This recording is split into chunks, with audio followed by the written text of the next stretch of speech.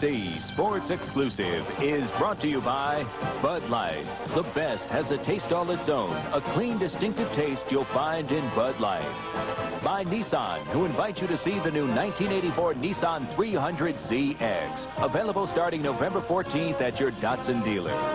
And by New Skull Bandits, an individual portion of tobacco in a neat pre-moistened pouch. For tobacco pleasure without lighting up, it's a pouch instead of a puff.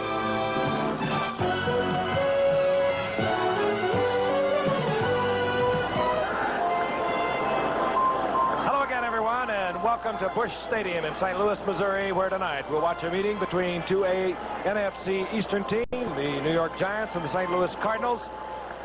I'm Frank Gifford, along with O.J. Simpson and Don Meredith. Howard Cosell on vacation after his chores with the World Series and the Battle of the Network Stars Sports Beat. He'll be back with us next Monday night, a week from tonight, when we'll watch Washington and San Diego in San Diego. And, of course, the big story, as it was last night in Dallas, is a change at quarterback by the Giants this time. We saw a young quarterback do well for the Raiders last night, Mark Wilson, but Jeff Rutledge is replacing Scott Bruner tonight. And the Giants saying they just want a little more activity inside close. They've had turnovers and they've had interceptions. The Giants kick off. Ali Haji Sheikh nails it and is taken deep downfield by George Schmidt. And Schmidt out over the 20-yard line, hammered and put away. And let's take a look at the St. Louis Cardinals. They are led by Neil Lomax, the third-year man out of Portland State, who became a starter as a rookie, but he's had a tough time this year. He was hurt in the opener against Dallas, re-injured his shoulder in the next game versus San Francisco. He missed 2 more games, but he came back last week and had a terrific game against Tampa Bay, 17 of 22, 166 yards. 3 touchdowns, the first time he had accomplished that in his career. And at one point, he was 13 out of 15. Make no mistake, Neil Lomax can put the ball in the air. A very gifted passer out of Portland State. First down in St. Louis from their own 21-yard line. Stump Mitchell is in there, number 30. And this is Wayne Morris, the fullback, over the left side. And Wayne Morris picks up about 5 yards out over the 25-yard line.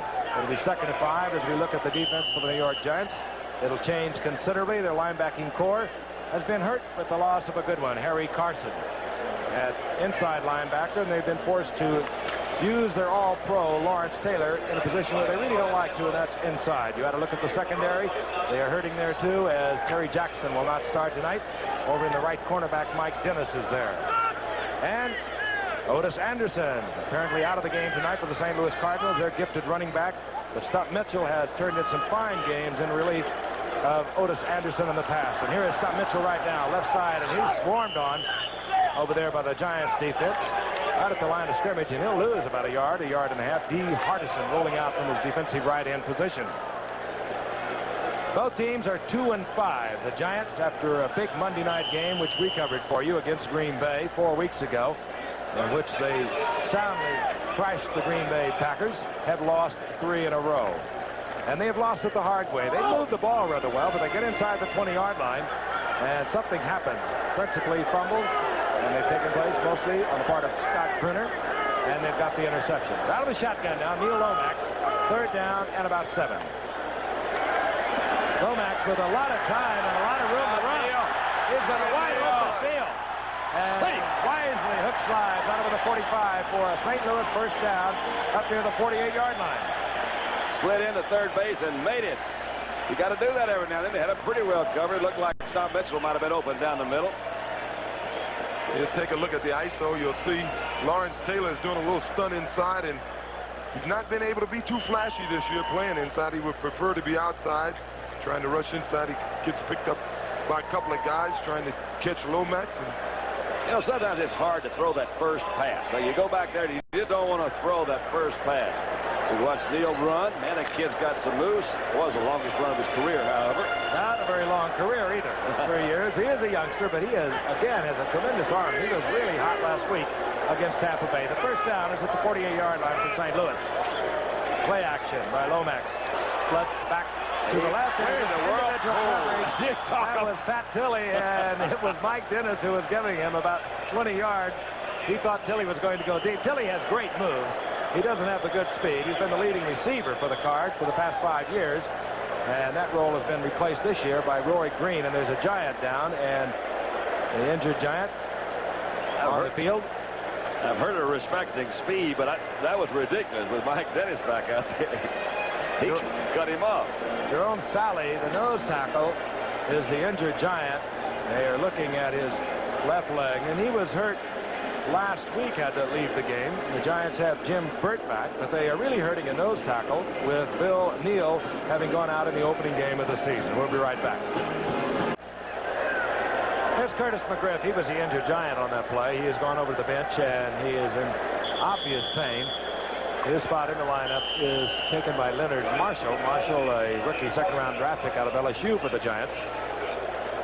The Cardinals come up with a second down and 10. The ball at their 48-yard line. Up at the top of your screen, a very gifted athlete. That's Roy Green. Played both ways a couple of years ago for the Cards. Now he works strictly as an outside man. Tied for the lead in the NFL with receptions after 7 games, and Lomax goes right to him, Roy Green. And Green struggles to the 45-yard line of the Giants. It'll be a pickup of 7. He's in the arms of Mike Dennis, and you have got to believe that Mike Dennis is going to get quite a workout over at right corner for the Giants. I mentioned Terry Jackson, their gifted cornerback. He's been out with an injured knee, and he stays out tonight. Mike Dennis, who usually works as a nickelback, has been getting quite a bit of attention over in that right cornerback spot since Terry Jackson has gone out. We've got a third down and 3 for the Cards. The ball just inside the Giants' 45-yard line. Stump Mitchell, the single setback. The single back offense puts the pressure on the defensive secondary. Stump Mitchell with a good move, breaks it down to the 35-yard line, goes down in the arms of Terry Kennard, who is starting a free safety for the Giants. Beasley Reese, of course, had started there for several years, and he asked to be waived last week when he didn't start. He was waived. He went to Tampa Bay as we watch Stump Mitchell once again. Yeah, Stump wanted to go outside, but he read the blocks real well. He went inside. He must be a good back. He's carried the ball 25 times. He's averaging 7.9 yards a carry, and that's quite an average for any running back. He figured out what's wrong with their offense. They don't give the ball to Stump enough. Well, he's had some good games replacing Otis Mitchell in the past. He had one a year ago when he rattled off 145 yards against Philadelphia. I met Otis Anderson, the fine running back who's not going to be in action tonight for the Cardinals. Here is a reverse, and it goes to Roy Green. And Roy Green covered about 60 yards to pick up a couple. He went the wrong way for about 30 of those, didn't he? That was a reverse that the angle was a little too deep, Roy. Well, Van Pelt read it real well, and he got blocked. He got outran, really, but he had the ball. He had the play defended real well. Giants have fine linebackers, but they sorely miss Harry Carson on the inside right. Pro Bowler. He will be eligible to return from the injury reserve next week. But meanwhile, they have to work Lawrence Taylor both inside and outside. If they want him to rush the passer, they'll move him to the outside. Look at that little quick hit. Mitchell once again. He is tough to bring down. He's inside the 20 to the 18-yard line for another St. Louis first down. And teams have been running against the Giants and running well. Brian Kelly made the stop there. Once again, this is almost the same. Well, it's a little delayed trap there. You see the guard come around 68, had nobody to hit, so the hole was humongous. They did move. They moved out the nose tackle a little bit there, didn't they? Jim Burt is the nose tackle for the Giants. He missed last week. They've had nothing but problems with that nose tackle throughout the first half of the season, the Giants. First down and 10. They marked it at the 18-yard line. That's Pat Tilley in motion. Stump Mitchell once again, and D. Hardison and Leonard Marshall were both there. There'll be a loss of a couple of yards on that. Well, I think when they went in motion, they thought the corner would come all the way across. He didn't. Matter of fact, he rushed. Stump didn't have a chance. And now, as we see so often with the Giants, they bring in George Martin. He is sort of their designated pass rusher. He's a defensive left end, number 75, and a good one indeed. He's always around the football. Not really big enough to play it consistently, the Giants don't feel. But he is a fine pass rusher. Second down and 12. Lomax, again, a lot of time. They had a safety blitz on, and he finally finds Stump Mitchell, underthrows, and it'll be third down and 12. One of those situations that Stump was really covered when he looked out there. He moved a little bit. Brian Kelly moved off. messed up. He's wide open. I tell you, St. Louis coach there, Mr. Hannafin, they didn't seem too sharp there. Doug Marsh was in motion, and the ball was snapped before he cleared the quarterback. He almost ran right into just about got the handoff. Jim Hannafin, you had a quick look at in his 4th year. Word on Curtis McGriff, slightly sprained knee, could be back. 3rd down and 12. Lawrence Taylor on the blitz. He doesn't get the move into the quarterback as Lomax gets it to Schumann, but a flag is down. And there could have been holding on the part of the Cardinals. Yeah, normally when they throw that flag there, middle of that line. That time, Lawrence Taylor came from the left side, and the Giants are moving him around, trying to add a little effectiveness to him. He ordinarily is over that right side. You could put him anywhere, and he's going to be all right. But look at this one right here. He said, wait a minute, fella, I am on my way. I have a message. I have something to do. That was leading. Poor old Willard Harrell was trying to block Lawrence Taylor. Not your most effective maneuver. Well, Lawrence, he loves it out. Number 63, offense, 3rd down. He loves it outside where he can get those halfbacks trying to block him. Inside, he can't run over those guards, and he only has 1 sack. Here's a guy who's noted for sacking the quarterback. He's been MVP defense for the last 2 years. Penalty was on Tootie Robbins, starting at right tackle. You're right, O.J. As a rookie, he had 10.5 sacks. Last year, 7.5. This year, he has 1. 3rd down, a bundle, and Lomax will work from the shotgun. Blitz is on again. Lomax fires to Tilley. He'll be short of the 1st down at the 17-yard line, and we'll see the field goal unit. Moved the ball pretty well there for a while, then kind of stumbled a little bit. Tilley does such a good job. One of the veteran receivers you see come back, open up. Now they give us a late call. Penalty against the Giants, and that's going to have to be discussed by the Cardinals. The line of scrimmage is back at the 30-yard line. The preliminary indication was offside, so I'm sure the penalty will be declined, and the field goal unit will come out. Well, I wonder, I would decline it. They just give me another down. 5. Well, there'd be 3rd down and about 16 at the 25-yard line. Number 71, defense. Penalty decline, 4th down. Yeah, I agree with these fans that are booing. I mean, you give me one more down, I'll throw it. Neil O'Donoghue comes on, 6 of 11. Pretty good distance, though. Pretty good distance kicker. He's 4 of 5 between the 40 and the 50, and this will be an effort of 34 yards. He was briefly a teammate of mine. He came into Buffalo. He was a long holdout. They cut him after 5 games. Kenny Perrin gets it down. O'Donoghue gets it up smartly. And the Cardinals are on the scoreboard first. 8:57 remaining in the 1st quarter. The Cardinals, their opening drive, settled for 3. We'll be back.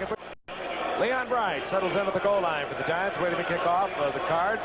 Neil O'Donoghue has it set up. Leon Bright, a former Canadian Football League star that joined the Giants back in '81. Good return man, averaging over 25 yards on the kickoff returns thus far this season. He'll bring it out of the end zone. And Leon Bright hurdles out over the 20-yard line, where the Giants will have their first offensive possession with 8:48 remaining in the 1st quarter. And here he comes, Jeff Rutledge. He was an original Ram, came up in 1979 as a 9th-round draft pick. He has made 1 start before, and that was for the Rams against the Bears in '79. He actually, in the battle for the quarterback spot in the preseason between Scott Bruner, Phil Simms, and Jeff Rutledge, he actually performed as well or better than the 3 of them, but Bill Parcells settled on Scott Bruner. But he's going with Jeff Rutledge tonight, the former Alabama All-American, and Rutledge hands off to Rob Carpenter. Little simple play, I think, just to let Jeff Rutledge get the jitters out of his system, if that should be the case.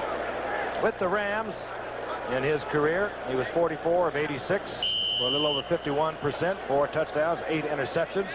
And the Giants acquired him last year when Phil Simms was unavailable. Carpenter got a couple. It'll be 2nd down and 8. Ball at the Giants' 24-yard line. Mulledy in motion, and Carpenter will try the right side again. And he is met after a pickup of a couple. The first man there was E.J. Jr. And E.J. Jr., of course, out the first 4 games of the suspension.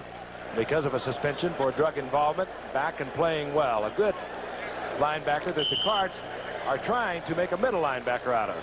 He's really in an area where the Cardinals are probably the weakest areas are the linebackers and the secondary. And of course, E.J. Jr., as you mentioned, was out the first 4 games, so he may be a little rusty. 3rd down and 5 for the Giants. Shotgun. Rutledge back. Rutledge fires. The man is wide open. Right there. Right on target.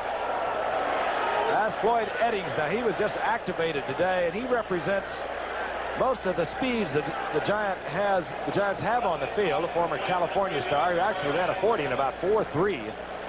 And he came up and had a tremendous debut a year ago against Philadelphia. Let's watch again. This has got to make Rutledge feel awfully good, Don. Both these boys were born in Birmingham, Alabama, and Eddings, when they were in high school, was the state decathlon athlete. And didn't go to the same high school, but have known each other all their lives. I bet it's kind of fun to do that. Throw it old people back home enjoy it. Big pickup. It gives the Giants a 1st down. 41-yard line of the Cardinals, and this is Butch Wolfo, and he's tripped up.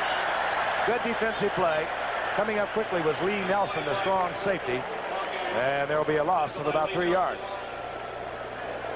You know, you mentioned earlier about E.J. They're trying to make him a linebacker. It's a little unusual today to see a team play a 4-man down line.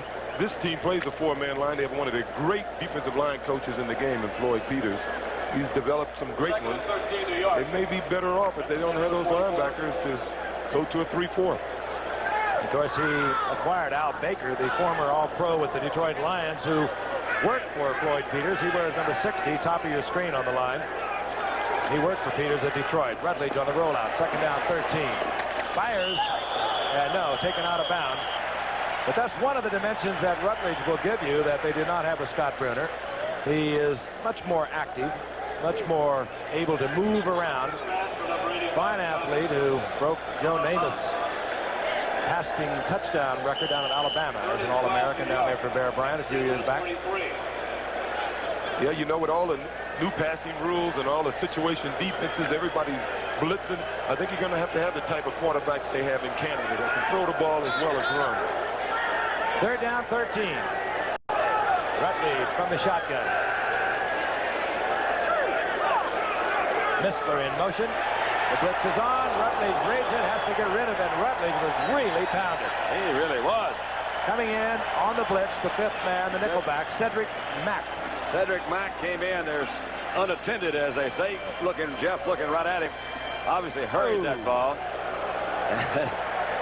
He hasn't been hit like that. That's another thing. You haven't played quarterback for a long time out in a regular game. He's going to be sore tomorrow. Dropping deep now for St. Louis is Steve Bird. Dave Jennings, one of the fine punters over the years in the NFL, is back. 2 of the better punters tonight. Jennings can put that ball inside the 20 a lot. He may lead the league in that particular stat. Look at that. It was awful. That had to be. That one was off the side of his foot. A flag is down. Jennings down, and the Giants will get a 1st down. And Bob Harris, the linebacker, that came in and really unloaded on Dave Jennings, and that's a no-no. Our referee tonight, Bob McElvey. See, Junior coming in from the right side. He's not going to be the one. I don't see how you know what, Jennings just kicked it off the side of his foot, or Bob Harris would have blocked that kick. Running into the kicker, number 50, defense, automatic 1st down. Oh, poor Harris. He got a penalty and he got kicked in the face. That's right. Get somebody else for this job. Of course, if he had got a hand on that kick, it was all right. You block it, you go ahead and run into the kicker, but he didn't. It was off the side of Jennings' foot. Sure not by design, but it worked out well for the Giants. They keep the ball, automatic 1st down. The ball inside the 39-yard line of the Cardinals. The Giants down 3-0. 6:32 remaining in the 1st quarter. Carpenter, single setback for the Giants. Wolfo flanked out. Little short roll on the part of Rutledge. He fires. Mulledy could have had it, but it's incomplete. Could not have gained very much had he caught that ball a couple of yards. The ball appeared to get away from Rutledge there. It's kind of floating out there. It's good. You know, to think about both these teams being 2-5 at this stage of the season, I think surprised a lot of the preseason picks. The Giants certainly were expecting a better season, and I think the Cardinals were too. They thought Baker was going to make a big difference. Of course, with O.J. Anderson, you've got a pretty good start in your offense right there. Second down and 10. Cardinals showing blitz. They drop out of it. Woolfolk right side. And the collision over on that right side. You can hear all the way up to the booth. It was Jeff Griffin up there first, and he got a lot of help. The gain of perhaps 3 yards. Old Butch was a little upset that time. He went around there, thought he was supposed to have a guard, and his guard didn't get around. Was out there naked. Well, there's a lot of other things that have happened. They have been down inside the 20. George Young, the general manager, and a fine one indeed, has kept track of such things. They've been inside the 20 as often as the Washington Redskins. They'd like to say the same thing about the record, but that's not been the case. They just have not been able to get it in once they get down close. It's third down and 9 as they've marked the ball at the 38-yard line.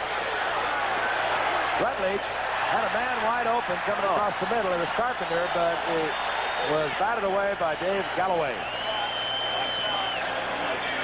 We saw Ed Jones intercept the pass last night with a similar situation. A lot of times they'll keep those big defensive ends in there, keep an eye on the back. They drop off, quarterback can't see him. I'm a little bit surprised that the Giants are bringing Dave Jennings out on fourth down. Ali Haji Sheik, we saw it down at Giants Stadium against Green Bay, kicking 156 yards. That would be just about the distance, maybe a little more.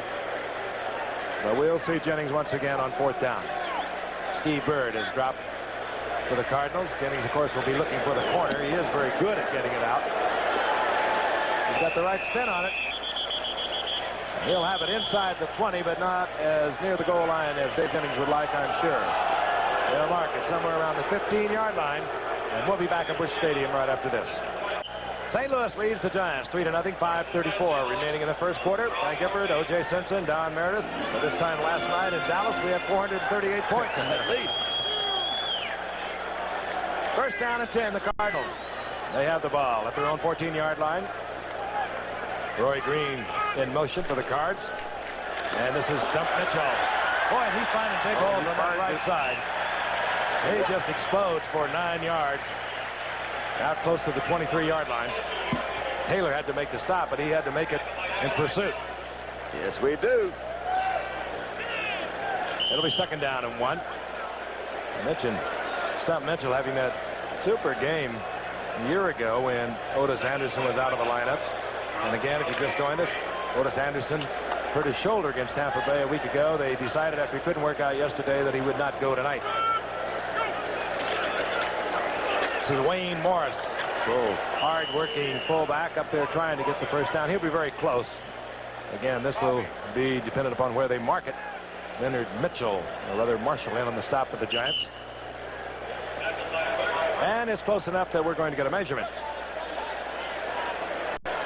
Cardinals again 2-5, Giants 2-5, and unfortunately these teams will both be thinking about nothing but wild card opportunities, and that's at this point in the season, midway, maybe a bit of a fantasy because they're in the Eastern Division of the NFC, and that includes Dallas and Washington, and Dallas is 7-1, Washington 6-2.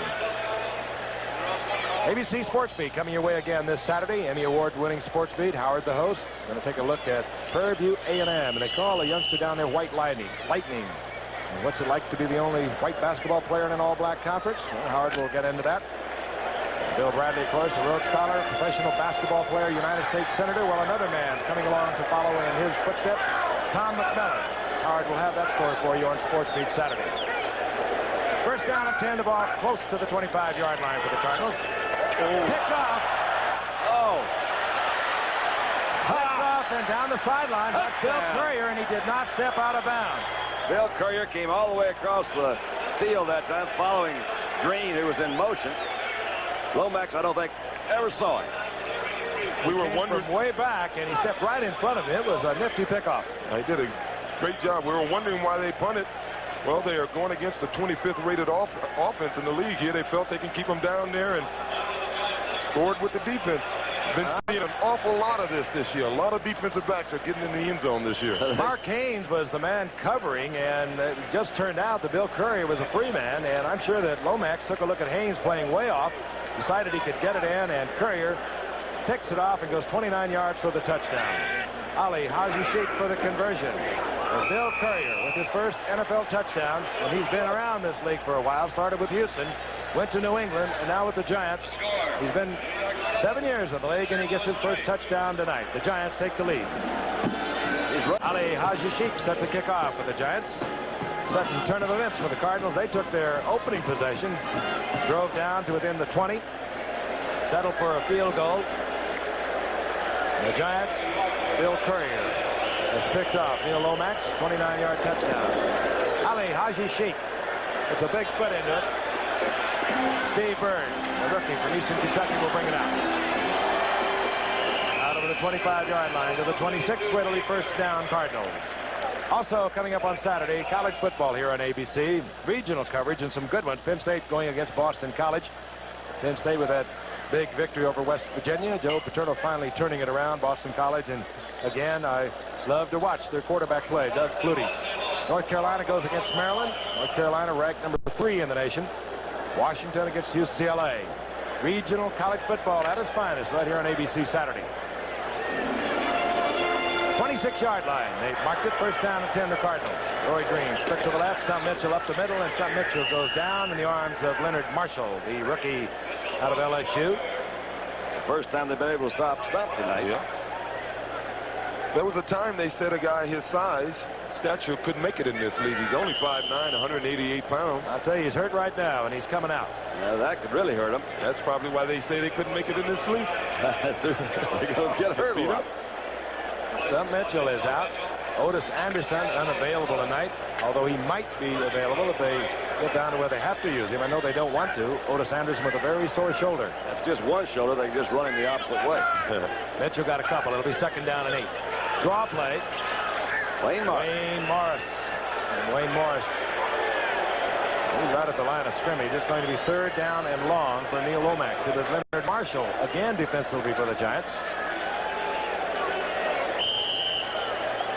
Jim Hannafin, been around a long time. Now in his 4th year with the Cardinals. They've had a few coaches here at the Cardinals. He's the 28th they've had. They haven't had that many quarterbacks. And Don Coryell was here. He put together some really exciting football for St. Louis fans. Won a couple of divisions for them. They haven't only had one winning season since 1976. Great pressure. The blitz was on. Larry Flowers, the nickelback, right in the face of Neil Lomax. He got rid of it, avoided the sack. Let's take a look at Flowers. Now, he really pounds Neil Lomax. Well, the blitz was timed so perfectly. There's just no one there. Lomax didn't have much of a shot. Maybe he could have moved a little bit. That would have been my instinct. Move. Carl Birdsong will kick to Leon Bright, who doesn't know how to fair catch it. At least he's gone about 96 times without having fair caught a ball. He's paid for it dearly. And you're looking at Carl Birdsong, almost a 46-yard average, leading the NFC into tonight's action. So a fine punter and pretty dangerous return man. Back for the Giants, Leon Bright. This time it doesn't turn over for Birdsong. Bright steps up. Didn't make the fair catch, and he's hammered just as he took the ball at the 40-yard line. Hustling down there was Randy Clark. And of course, they study films on the special unit teams, and they know that Bright is not going to fair catch the football. Time remaining in the first quarter, and the Giants on top 7-3. They have a first down and 10. The ball at their own 40-yard line. Jeff Rutledge making only his second start in the NFL as a quarterback. Replacing Scott Brunner, who had tough sledding in the first half of the NFL season. A lot of controversy over the quarterback situation for the Giants throughout the first part of the season. That ball thrown out of bounds, incomplete, intended for Ernest Gray. And for those of you who have not seen much of the Giants, this is Scott Brunner, 6'5", 200-pounder out of Delaware. Won the job basically in preseason, even though it was very close. Phil Simms came in a couple of weeks ago in relief of Scott Brunner. He had a compound dislocation of his thumb. He could be gone for the season. But Brunner had trouble. He fumbled the ball 4 times in the last 3 losses, all of them inside the 20-yard line. He's had 7 fumbles for the season, and he's thrown his share of interceptions. So we are looking at Jeff Rutledge tonight. This is Butch Wolfolk, the former All-American from Michigan. He'll get 3 yards out of it. It'll be third down and long, and put Rutledge back into the passing situation. That's Jim Hart. Yeah, Jim's a good buddy. Known him for a long time. 18 years in the league. 18 years in the league. 39 years old. He's still got that baby face. You know, I mean, he still doesn't look like, hey, I can go play. He's getting a little more face, though, I noticed. Well, that's under true. the chin there. That's true. He had that actually coming in, that big old baby face. They're down 7, so the Giants will work from the shotgun. The ball at the Giants' 44-yard line. Missler in motion for the Giants. The blitz is on. Again, Rutledge is going to be pounded. By the same guy that pounded him hit before. once again by Cedric Mack. And they must be reading something because Mack started about 3 or 4 yards deep in the secondary. And Rutledge, I guarantee, is not going to take too many shots like that to stay on the field. You got to admire the fact he knew he was going to get hit. He stood in there. He didn't throw a great pass, but he stood in there, waited for his receiver to get open. You got to have somebody quickly to go to when that blitz comes in, and he just didn't have anybody out in those short routes there. He was just flat lucky that Mack didn't get him straight on. He caught him with an arm tackle. Dave Jennings on for the Giants to do the punting. 1:44 remaining in the first quarter. Steve Bird, 5th-round draft pick out of Eastern Kentucky, is back for the Cardinals. Jennings puts it up high and deep. And it'll be Bird. Good defensive coverage. Good swarming defense. Larry Flowers was down there. Larry Flowers was down there. Also Frank Marion.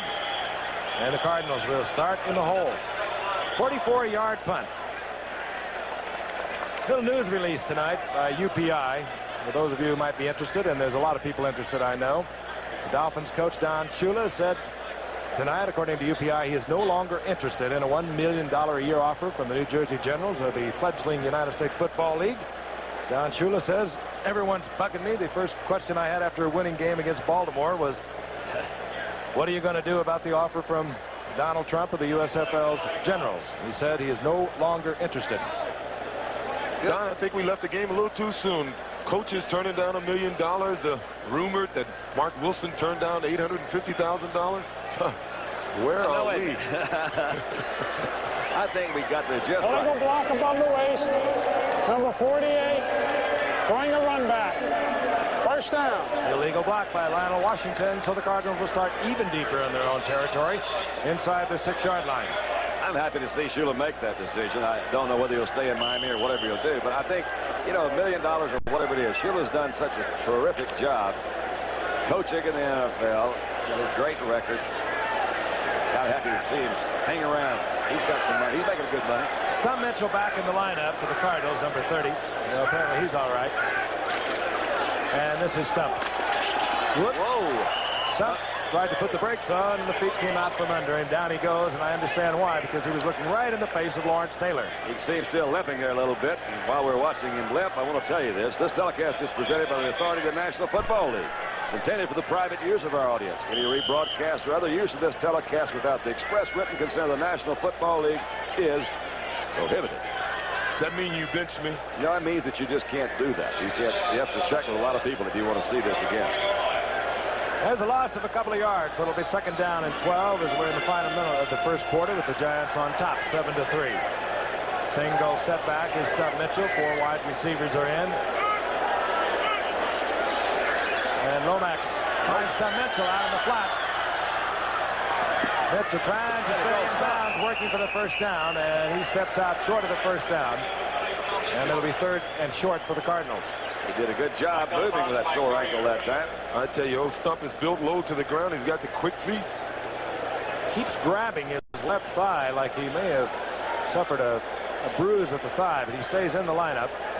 And Neil Lomax will be faced with the 3rd down and 2. Cardinals really put it together last week against Tampa Bay. And the man who pulled it off was Neil Lomax. 17 of 22. 3 touchdowns against Tampa Bay. That's the first time in history or career he has pulled that off. Out of the I formation on the 3rd down and 2. Stump Mitchell gets a good block out in front by Morris. And I don't think he's going to get the first down. Good defensive pursuit there, closed it off, led by a lot of those guys in the middle. And it's always Taylor, isn't it? They really see he's always around it. For years, the Cardinal offensive line was anchored in the middle by Dan Deerdorf, and Dan's not playing tonight for some injuries. And that offensive line is hurt. You've got to have some holes to open up. You got to have time to throw. Well, they made major changes tonight, the Cardinals. They're like the Giants' defense. They've had a lot of problems with injuries. The Giants on defense. The Cardinals have had it in their offensive line. They're starting Randy Clark tonight at center in place of Deerdorf. And Tootie Robbins over right tackle. There's Leon Bright. He lives dangerously. Leon's not too bright when he just he doesn't free catch one after 97 kicks. Time has expired here in the first quarter. Not terribly eventful. It'll pick up. We'll be back with second quarter action after this. We begin the second quarter. Possession doesn't mean all that much. The Cardinals had the ball for 10.5 minutes. In the first quarter, the Giants had it for 4.5. The Giants lead 7-3. Bill Courier on the interception and the return for a touchdown. Birdsong to punt. Bright has to back up close to his 30-yard line.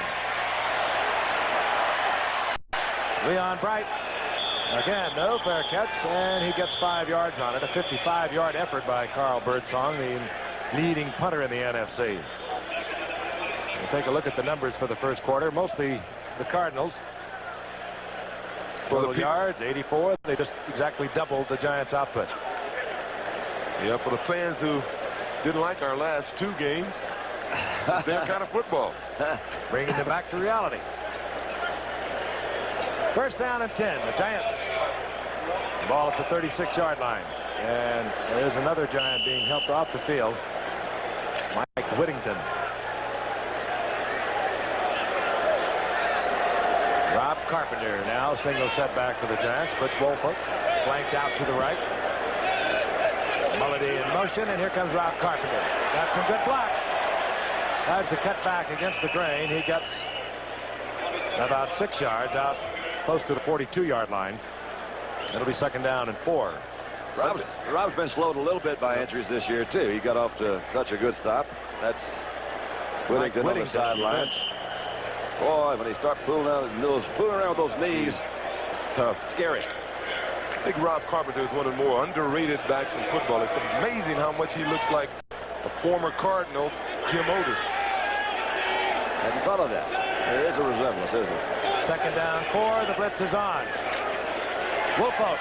Good move. And Wolfolk up close to a first down. Perhaps a foot short. Wolfolk into the night over 300 yards rushing. Carpenter, the leading rusher, with close to 300 yards coming into tonight. Rob came up from Houston in '81, and he really put the spark in the Giants. He, of course, unhappy down there when Earl Campbell came. He didn't get many calls down there, but he came up in '81, and he tacked up 748 yards, and then he put together another 222 in the playoffs, and he's a fine running back, and he's a good receiver out of the backfield. Rob Carpenter. Third down, less than a yard. Carpenter gets the first down, working over the left side behind Brad Benson. So the Giants now working on the ground. Giants rated 9th in the NFC offensively. It's kind of a misleading figure based on what you talked about earlier. They've made a lot of yards, but they just haven't made that many points. It really is interesting. I've been watching them over the weeks. They'll get down inside the 20, and they had the San Diego game all but locked up and suffered a fumble down there in close. Carpenter left side again, and Carpenter this time he's in Cardinal territory for a pickup of 5. A flag is down. E.J. Jr. defensively on the stop for the Cardinals. Cool night here in St. Louis. And the Giants are going to be backed up. Well, that's hometown enthusiasm for you. They really have been down on lately. They haven't had a sellout here for a while, and it's funny, you know, people just seem to like winners a little bit more. Illegal block above the waist.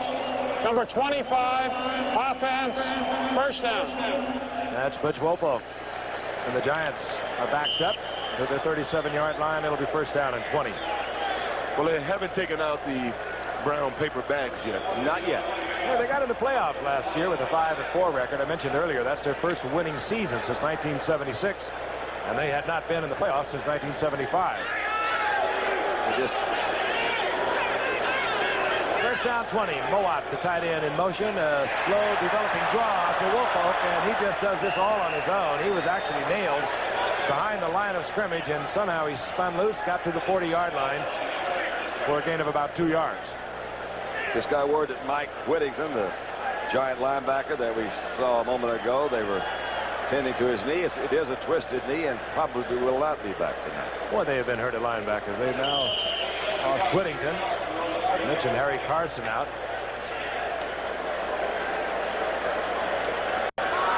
Second down and 17. The Giants right at their 40-yard line. Rutledge has missed on his last 6 pass attempts. The blitz is on the second and long, and Rutledge is in a lot of trouble. It was E.J. Jr. just tossing Rutledge to the carpet. They'll bring that back. E.J. Jr. is a football player. He really is. They would love to play him in the middle, and they like to use him on the blitz. He's a little bit like Lawrence Taylor. He's quick, and he shows it right here. That's just one of those mistakes. Got to be a mistake in the line. You saw the offensive guard lining up right in front. That was J.T. Turner. J.T., you don't just let him run right by you, fella. You got to do something. He certainly didn't fool anybody. He didn't disguise it at all. It's a little embarrassing, isn't it? Yeah. Third down and 28. Taylor figures he's going back to work very shortly. When you got a third and 28, that's pretty thoughtful. Rutledge tries to get it to Mike Miller, the speedster from Tennessee. Incomplete, and it'll bring up fourth down.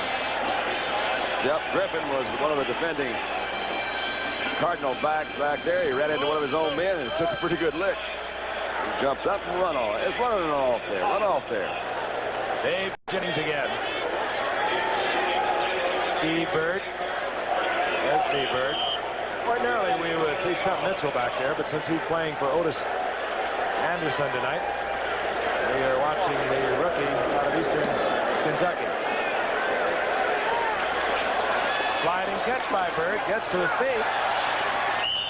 And a good move by the youngster as he gets out over the 40-yard line, where the Cardinals will take over upon a 37 yards, a 6-yard return. And Lomax brings out the Cardinal offensive unit. Back at Busch Stadium. They did not have a sellout here in St. Louis, therefore the blackout is in force here in the St. Louis area. Neil Lomax, it's over first and 10. The ball at his own 40-yard line. Cardinals trailing 7-3. Man is open, and it's Roy Green. Couldn't turn it up. There's an athlete. I mentioned 3 years ago he was playing both offense and defense. He picks up a 35-yard first down for the Cardinals, and they'll be down near the Giants' 25-yard line. Let's watch him. Coach Hammond said, I saw him running routes out there as a defensive back one time. He said, I looked at that guy and said, that guy can be a starting receiver. And he did play. As I think you mentioned, he played one game, caught a touchdown pass, and he was still playing defense, and he intercepted the ball in the same game. He sure did. He averaged 29.5 yards a catch at Memphis State, NCAA record. On first down, Lomax quickly to the air, and he fires it. Gets it in to Pat Tilley, and this is the kind of catch and the kind of pattern they like to use Tilley on. He'll come down with the football. Doesn't have that great speed, but he has concentration, he has good moves, and Lomax is right on. And this is one great catch. The ball was thrown hard, it was thrown behind him, he caught it. His teammates call him polygrip. Polygrip. Doesn't let his ability to grab that ball. No pressure for the defensive line of the Giants. They've got to do something about that. That usually comes when they blitz. And Stump Mitchell gets to the outside, and down goes Stump Mitchell. Mitchell, the ball carrier. That's about the line of scrimmage. Again, Lawrence Taylor and Bill Courier defensively. So old Stump likes to cut back. Normally he would cut back. That was one time he would have been better advised to have cut back. At the New York 13. Ankle or knee or whatever it is. We've seen him limp home. Probably I think he's really hurting now. He's just walking off the Number field. 40, Randy Love. Here for number 24. He keeps grabbing that left leg, and I think he might have himself a pretty good Charlie horse on the left leg. It's a long way home. I'm taking a long way home. It's going to take him a long time to get there, Stump. There'll be a single setback now. Randy Love will move up into the slot. Second down and 10. Lomax tries to get it to Roy Green, and we may have pass interference against the Giants. He was working against Mark Haynes, and a flag went down. Yeah. Holding number 54, defense. Andy Heaton. It's Andy Hedden, Don. He's That was close. a real surprise, 8th round draft pick.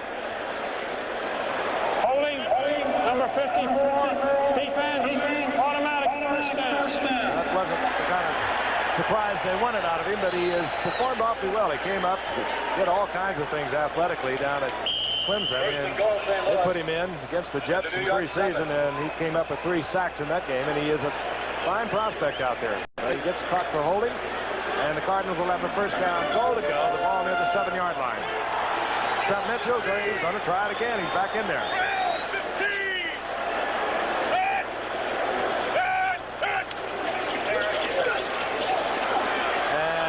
Just had to sidearm that out into the flat. He was being pressured, and again, it was Bill Courier on a safety blitz. They're really not getting any movement by that defensive line, Frank, and you're right. To get any pressure back there, they're going to have to bring linebackers, as we saw that time, a safety man. And that's so important. You just got to have some kind of pressure from that defensive line. You've got some time to throw that ball. And down here close, it just takes one quick little cut. That receiver's wide open.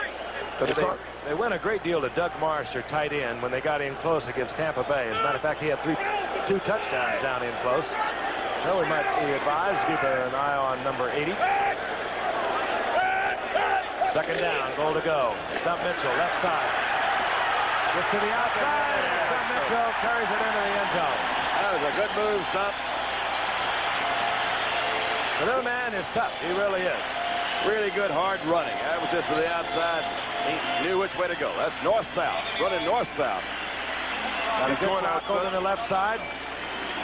Courier, 29, takes a shot. Made a real nice move there. That was Andy Hedden that knocked Courier off. There's a pair of big plays now for Andy Hedden. That's right. Both of them for St. Louis. O'Donoghue for the conversion. There's the Cardinals. Retake the lead. For the Cardinals, back out on top. They lead the Giants 10-7. We're in the second half from St. Louis. The Giants and the Cards, and we'll be returning in a moment. Stump, way to go. That was a good run. I'll tell you it was, and he's broken some big ones already tonight, Stump Mitchell. He must have got some encouragement on the sideline, because the way he was walking the play before, I didn't think we'd see him any more tonight. I thought he was leaving for the night. It's a trick. I've seen you use that same trick here. Oh, I'm hurt. 33 yards for Stump Mitchell on 7 carries, and O'Donoghue bangs it down to Leon Bright. And Leon Bright, he could have kept his feet. He would have had a lot more yardage, but he gets up to the 28-yard line, where it'll be 1st and 10 for the Giants. Kurt Ollerman tripped up Leon Bright. Those are the numbers and plays involved in the scoring drive for the Cardinals. Washington and San Diego, and I'll tell you something, the Chargers have also been bedeviled by injuries. I don't think Fouts went yesterday. I don't think Muncie went yesterday as they were defeated by Denver. They know they're going to have to win this one next week against Washington, or they can say sayonara to the AFC West for the year. First down and 10, Giants. Rob Carpenter out in the flat and upended and then hammered down at the 35-yard line by Lee Nelson. Let's pause 5 seconds and allow our stations to identify themselves. AMBC TV, Channel 9, Kansas City, Missouri. I'll tell you, when he was in college, Neil Lomax put up some numbers that's hard to believe. He passed for over 13,000 yards. He had 12 400-yard games, all at Portland State. He was something. Second down and 4 for the Giants. Carpenter, as a flag goes down, Carpenter goes down at the 40. That would be yardage enough for a first down.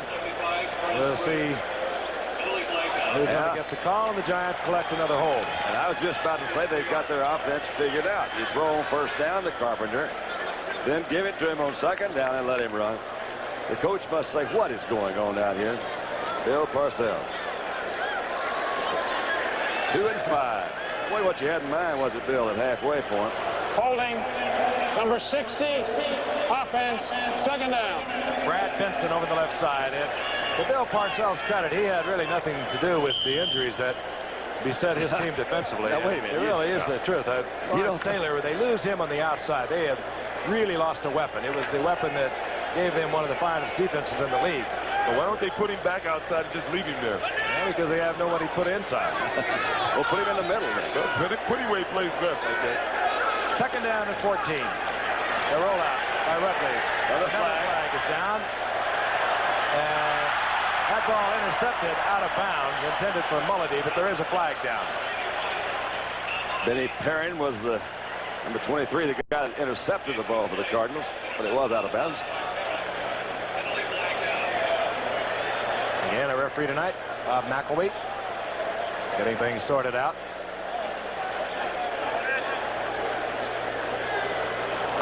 Personal foul. Personal foul against the Cardinals. This could be what it is. Woolfolk, running from the flanking position, is popped pretty severely over there by Jeff Griffin. Yeah, I would call that personal. How personal you'll get. Personal foul, unnecessary roughness, number 35 defense, hit to the head. First down. Well, it certainly was unnecessary. First down, Giants up close to the 40-yard line. You know, it's good that they call those penalties now. When we played, they'd have to shoot you before you can get a personal foul penalty. One of the things, though, they can only hit them one time now. Rob Carpenter, single setback. That's Mulledy in motion. Play action by Rutledge. And he sent a flyer out in the general direction of Ernest Gray, the Giants' leading receiver, who's yet to come up with a reception tonight.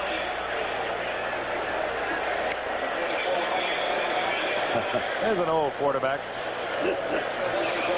They need a few of those on the field today. What, old quarterbacks? No. Oh. Werewolves. Werewolves. Somebody get out there and eat somebody up. Second down and 10, Jeff Rutledge. Not getting off to the start, I'm sure, that he anticipated and wished so desperately for. Rob Carpenter gets outside. Pass running. Carpenter up to midfield. He'll have a Giants first down. I think that's what I'd be trying to do, is figure out more ways to get it to Carpenter. Let's see what he's the guy that's going to carry him down there. Well, all they have to do is turn around and hand him the ball. That shouldn't be that difficult, should it? Those are the last three games, and of course they're losing efforts. The Giants got off to a pretty good start. Rob Carpenter particularly had a good start. And he gets the first down at midfield.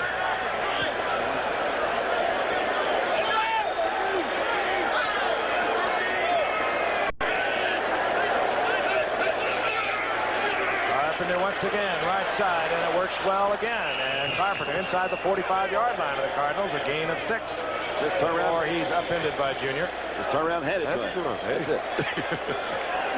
Not a very difficult game, really. I'll tell you, it'll make the passing game a little bit easier for Jeff Rutledge if he can keep working Carpenter as successfully as he has. You know, really, that's true. In my opinion, the Giants have not thrown what you'd call your kind of high percentage of completion passes. They've strung them out a little bit.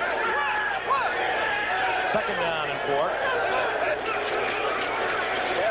Carpenter, once again, another flag is down. Oh, come on. Goes into that area where you generally get the holding call. Bob Harris made the stop. Carpenter makes the first down. And McElwee gives us the hold. That's got to be confusing. Frustrating. So the Giants will be backed up once again. They would have had about a third down and 1, and Bill Parcells obviously incensed with what's happening on the field. I don't think you... Holding, Number 60, offense. That's two, Second Brad. down. Brad Benson has a pair. Coach is talking to the officials, giving them a hard time. Giving them a hard time. You don't get anywhere arguing with those officials. That is right. Ernest Gray, top of your screen. You'll see him on a deep shot somewhere along the line. He's got the speed, and he's having a good year. Rutledge gets it back to the big tight end, Mowat, who became a starting tight end mainly because of his blocking ability. A free agent out of Florida State. He's taken out of bounds by Bob Harris. We're in the second quarter, 7:28, and the clock is rolling right along. As they had blown the whistle before Mowat got out of bounds, and he's got a little bloody nose somewhere. Yeah. He must be pretty good, though. He must be an excellent blocker because the Giants had draft choices on the 3rd and 5th rounds. They drafted tight ends, and here's a free agent. Came in there and beat both of them out. Actually replaced Jerry Shirk, who'd been there for a long time. 3rd down and 9. Ball right at midfield. Whoops, somebody must have moved offensively. And Cardinals appear to be offside, but they are 57. saying that they were drawn off, and they were. Billy Ard, the left guard, pulling the cards off. And the Giants will back up 5 more. All start. Number 67, offense. 3rd down. So it'll be 3rd down and 15 now. The Giants back at their 40-yard line, or they marked it just over the 40. Call it 3rd down, 15.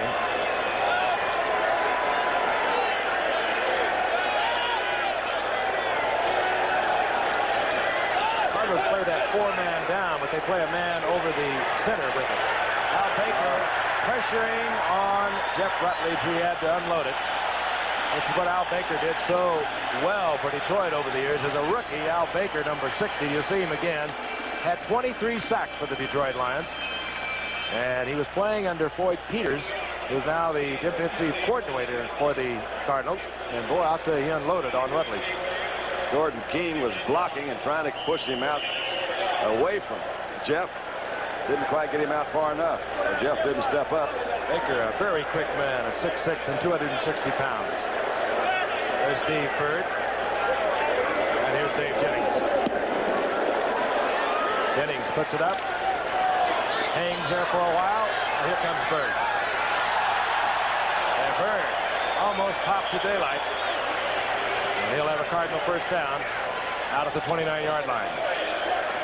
41-yard effort by Dave Jennings, and the Cardinals will have possession when we come back. It's a very subdued crowd, not a sellout crowd here at Busch Memorial Stadium. I think much of it has to do with feelings of all Americans around the country. The terrible tragedy that took place in Beirut, Lebanon yesterday. And of course, there was a minute of silence before the game, and it's a little bit of a carryover.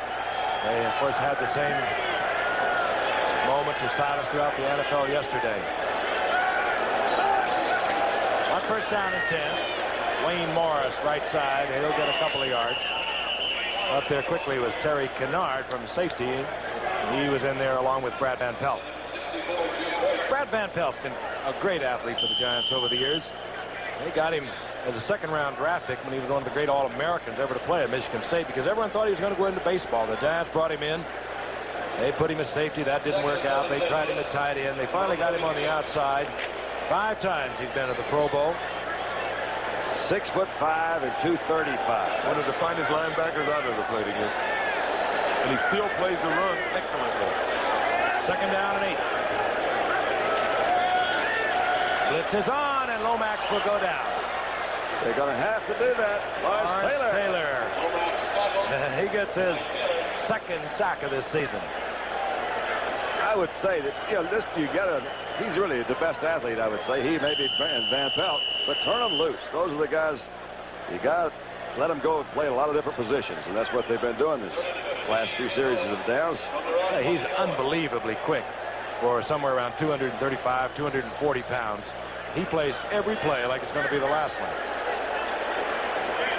3rd down 15 following the sack, and Lomax has second thoughts. And he moves back into the shotgun. We'll get him a little further back. Blitz again. And Lomax delivers and picked off. Brad Van Pelt. What good timing, Frank. To the 30-yard line. Off the fingertips of Pat Tilley into the arms of Brad Van Pelt.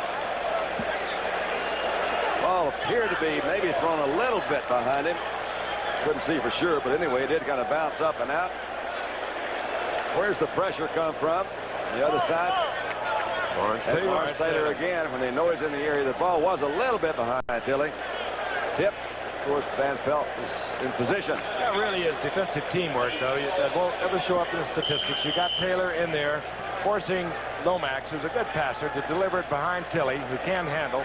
You get the turnover, and the Giants have a first down inside the 30-yard line of the Cardinals. 10-7, the Cardinals lead with a little more than 5 minutes remaining in the first half. Woolfolk is in motion.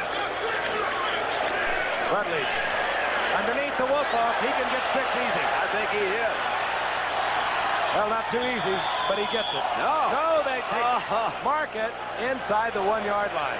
Now, how in the world does the referee see that? I don't know, but he was a Big Ten 200-meter champion. Great speed, and Wayne Smith ran him down. It looked like he was going to get in easily. One of the big differences on this one is he's got some time to throw. Woolfolk came in on a kind of a drag or delayed route. And there they go. They're off to the races. Well, Smith didn't really run him down. He was upfield on him. I was surprised Butch didn't go in low. If he'd have got a little lower, he would have went right into the end zone and scored. I think Butch thought he had it easily also. Good play by Wayne Smith. First down, goal to go inside the 1-yard line.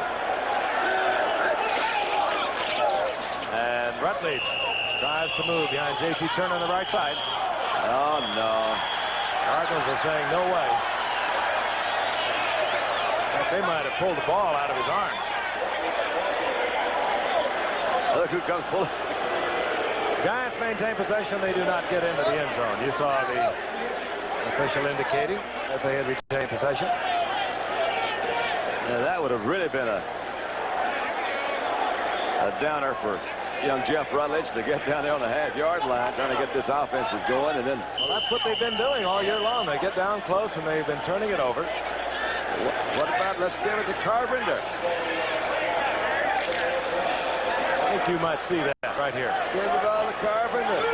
Second down, goal to go. Mulledy sets up on the left side. Hello, Ralph Carpenter. Giants touchdown. And the Giants retake the lead.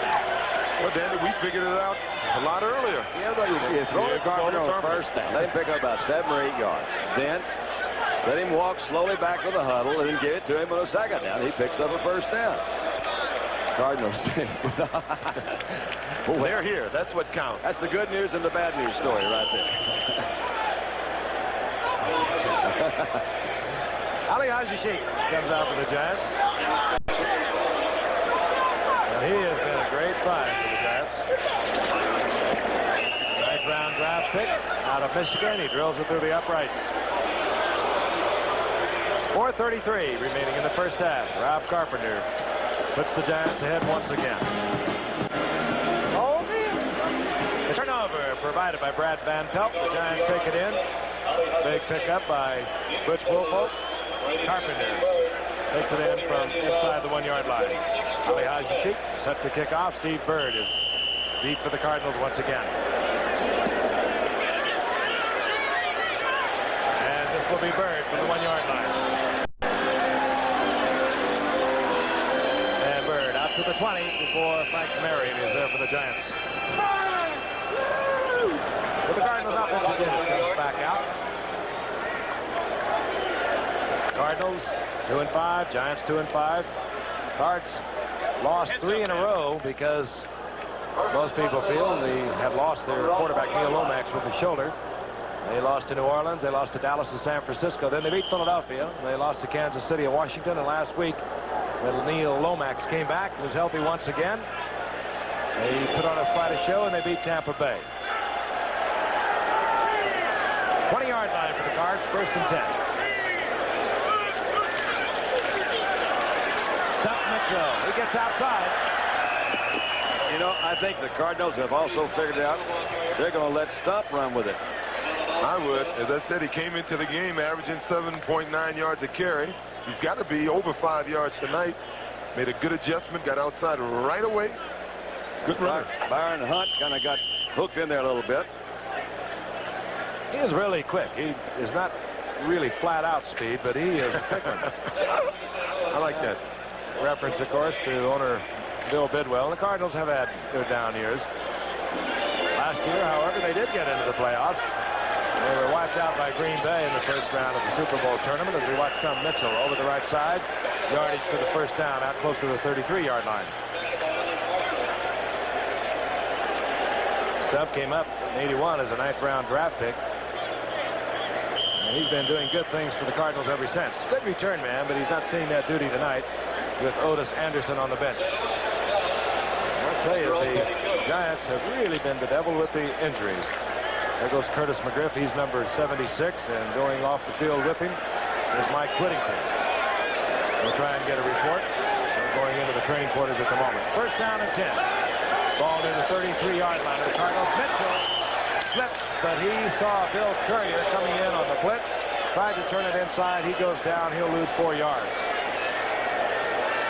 Well, we can say they miss Otis Anderson, but the way Stump is running tonight, they don't miss him too much tonight. They need a passing game. They need to figure out one way to stop Bill Courier from blitzing. He's been coming in from that left side all night long, and they've done nothing to stop him. Courier also has one of the Giants' touchdowns, a 29-yard interception. Second down and 14. Cards now at the 28-yard line. Mitchell with single setback. That's Doug Marsh, the tight end, in motion. Lomax is back. Flag is down. I think we'll get another hold. This is LaFleur. Cards in their double tight end, and again the flag is down. Had some extra time to throw. Van Pelt had him pretty well covered at one time, and then after a delayed move. And holding once again against the Cardinals. What you'd call a Crisply played game. That was the word I was looking for. Crisply played game. Holding, number 70, offense, second down. Art Plunkett, the right tackle. We've already had 8 or 10 penalties, but they're evenly distributed, so pretty much, yeah. Now the Cards are all the way back to their 18-yard line. They have a second down and 24. They are even.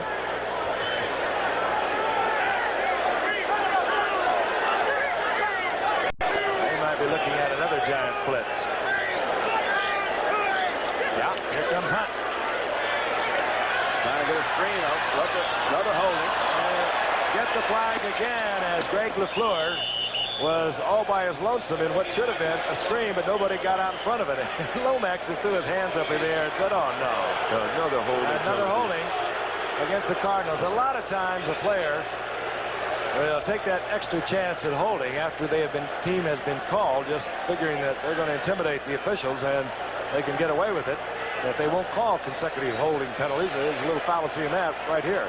Well, I don't understand. You know, Neil Lomax. Number 68, offense, second down. You know, Neil Lomax, he went to Portland State. He played in that run and shoot offense. They roll out a lot. They get away from the blitz. We've talked about it in previous weeks. You would think they'd be rolling out a little bit, taking a lot of the pressure off their offensive linemen if their offensive linemen can't handle this pass rush. That was Terry Steve. And now the Cards are all the way back inside the 10-yard line. Second down and 33. That ball bobbled, picked up by Stump Mitchell, and he is twisted and hammered out of the 23-yard line. You see a run of Brian Kelly was in there with a big hit on Stump Mitchell. You see him run a play like that, you know they're going to run a draw. I mean, and that draw always picks up some yardage. 10 yards or whatever it was. I say, okay, now you still got 3rd and 20. There's another Giant linebacker that really has labored with all-pro consistency in the middle of that line. Brian Kelly, number 55. While Lawrence Taylor and Brad Van Pelt over the years have been getting most of the recognition, Brian Kelly is always there, as he has been for 11 years. We got 10 minutes remaining. in the first half from Busch Stadium in St. Louis. The Giants leading the Cardinals 14-10 in a battle of two Eastern Division of the NFC teams. And again, both of them thinking in terms of a wild card, but both of them in that same division with Dallas at 7-1 and Washington at 6-2. Third down and 18. Neil Lomax out of the shotgun for the Cards. Blitz is on, but Lomax keeps people in, and that ball was knocked out of his hand by Lawrence Taylor. They're going to say it was incomplete, but Lawrence Taylor reached around a blocker and knocked that ball right out of Lomax's hand, even though it was in some kind of a motion towards a pass. Let's take a look. He's back there. I'm going to say it again. I don't think he's getting much help from the sideline. It's apparent that he can't get the block and he needs to stay in the pocket. They need to send in some rollout plays. This kid can do it. What an outstanding effort by Lawrence Taylor, man. He had two men blocking on him, and as he was falling down, reached back and knocked that ball. And he's convinced that he knocked that ball out of Lomax's hand before the arm was in motion. I think he did, too. Here's Carl Birdsong, fine punter for the Cardinals. Leon Bright, very respectfully, is back at the Giants' 30-yard line. There's Leon. Kick, it'll be short, and that ball hit a Giant, I believe. I thought it hit one of the Cardinal players. It was a Cardinal. Yeah. And it will be dead at the spot of the foul, which is what happens when the kicking team touches the ball at the 44-yard line. We'll be back with more action after this from the National Football League. We always travel with our staff. The preceding announcement was brought to you as a public service by the Cardinals, Terry Steve, and the National Football League. The Giants with the lead, 14-10, 1:42 remaining in the half, and they have 3 timeouts. They have a first down at their own 44-yard line. Rob Carpenter, the single setback. Rutledge keeps him in. The block has the time, and he fires. It's complete to Mulledy. And Mulledy inside the 30-yard line. He'll have a Giant first down. Benny Perrin up there defensively, and the Giants hustle into the huddle as the seconds tick off. They want to conserve those 3 timeouts. They are already within field goal range for Ali Haji-Sheikh. Ball right at the 28-yard line of the Cardinals. Carpenter, left side, gets close to the 25-yard line, and Jeff Rutledge finds the official, indicates he wants timeout, stopping the clock at 1:06. We'll have highlights for you from action yesterday. And while we have time and we take a look at Ali Haji-Sheikh getting ready, if he is needed, let's go out to the Kingdom in Seattle, Washington for action from yesterday, the Pittsburgh Steelers and the Seattle Seahawks. First quarter action, no score. Cliff Stout, quarterback, hands off to Franco Harris. And what a day he had as he draws ever closer to Jim Brown. 132 yards on the day for Franco as he put Pittsburgh out in front 7-0. Dave Craig came in the fourth quarter with Pittsburgh leading 24-7. He got a rally started. He replaced Jim Zorn, and he promptly hit Steve Largent for a 21-yard touchdown pass, and Pittsburgh's lead was cut to 24-14, and it even got closer. Here's Craig back once again. Looks over the middle, finds number 85, Paul Johns. Back in the back of the end zone, 27-yard touchdown, but Pittsburgh held on to win at 27-21. The 2 quarterbacks from yesterday's action. And can't talk about yesterday's action without talking a little bit more about last night. That was some show from Texas Stadium. Well, we were talking about, everybody was saying, what happened to the defenses? Everybody's saying, well, is the rule changes or whatever it is? What's happened to the offenses tonight? Maybe it was just the teams we were watching. Maybe it's just different players. Now we've got 24 points up on the board. The Giants threatening once again. They have 2 timeouts remaining. Jeff Rutledge looking over a 2nd down and 7. Oh, from behind, Jeff Rutledge is hit by Bob Harris, a surprisingly good 8th-round draft pick out of Auburn. He's one of the reasons the Cardinals think they can move Junior to the inside, because Bob Harris has turned into quite a performer. He played that spot, and Junior was out, and he was suspended for those first 4 games, and they've got themselves a fine. They're inside the final minute of play, but the Giants have 2 timeouts. It's 3rd down and 16 now for Rutledge. As they've lengthened things out for Ali Haji Sheikh. Rutledge, if he was touched, they'll mark it right there, and he was. At the 44-yard line, it was Big Dave Galloway. Rutledge went down, and while he was down, Galloway put a finger on him, and that's all he needed to do. And now, the Giants have worked themselves perhaps out of field goal range. I would think so. Look at it again, because Frank said all he had to do is touch him. Rutledge slips down. He's on the carpet. If he's touched at all, and that, I think he did touch him. That was a very close call. It did not appear that he did. It brings up 4th down, and rather than seeing the field goal team, and the Giants had the ball all the way down at the 28-yard line, we are going to see Dave Jennings. How about we see him let it run down, because we have 30 seconds to go in the half, 23 seconds on his time clock. And he'll even take a penalty if he has to. I mean, he's far enough downfield that he can afford to let it all tick off. He's doing just that. He might try and snap it just as the 30-second clock gets down close to 0. And it's approaching it right now, so they get the snap off.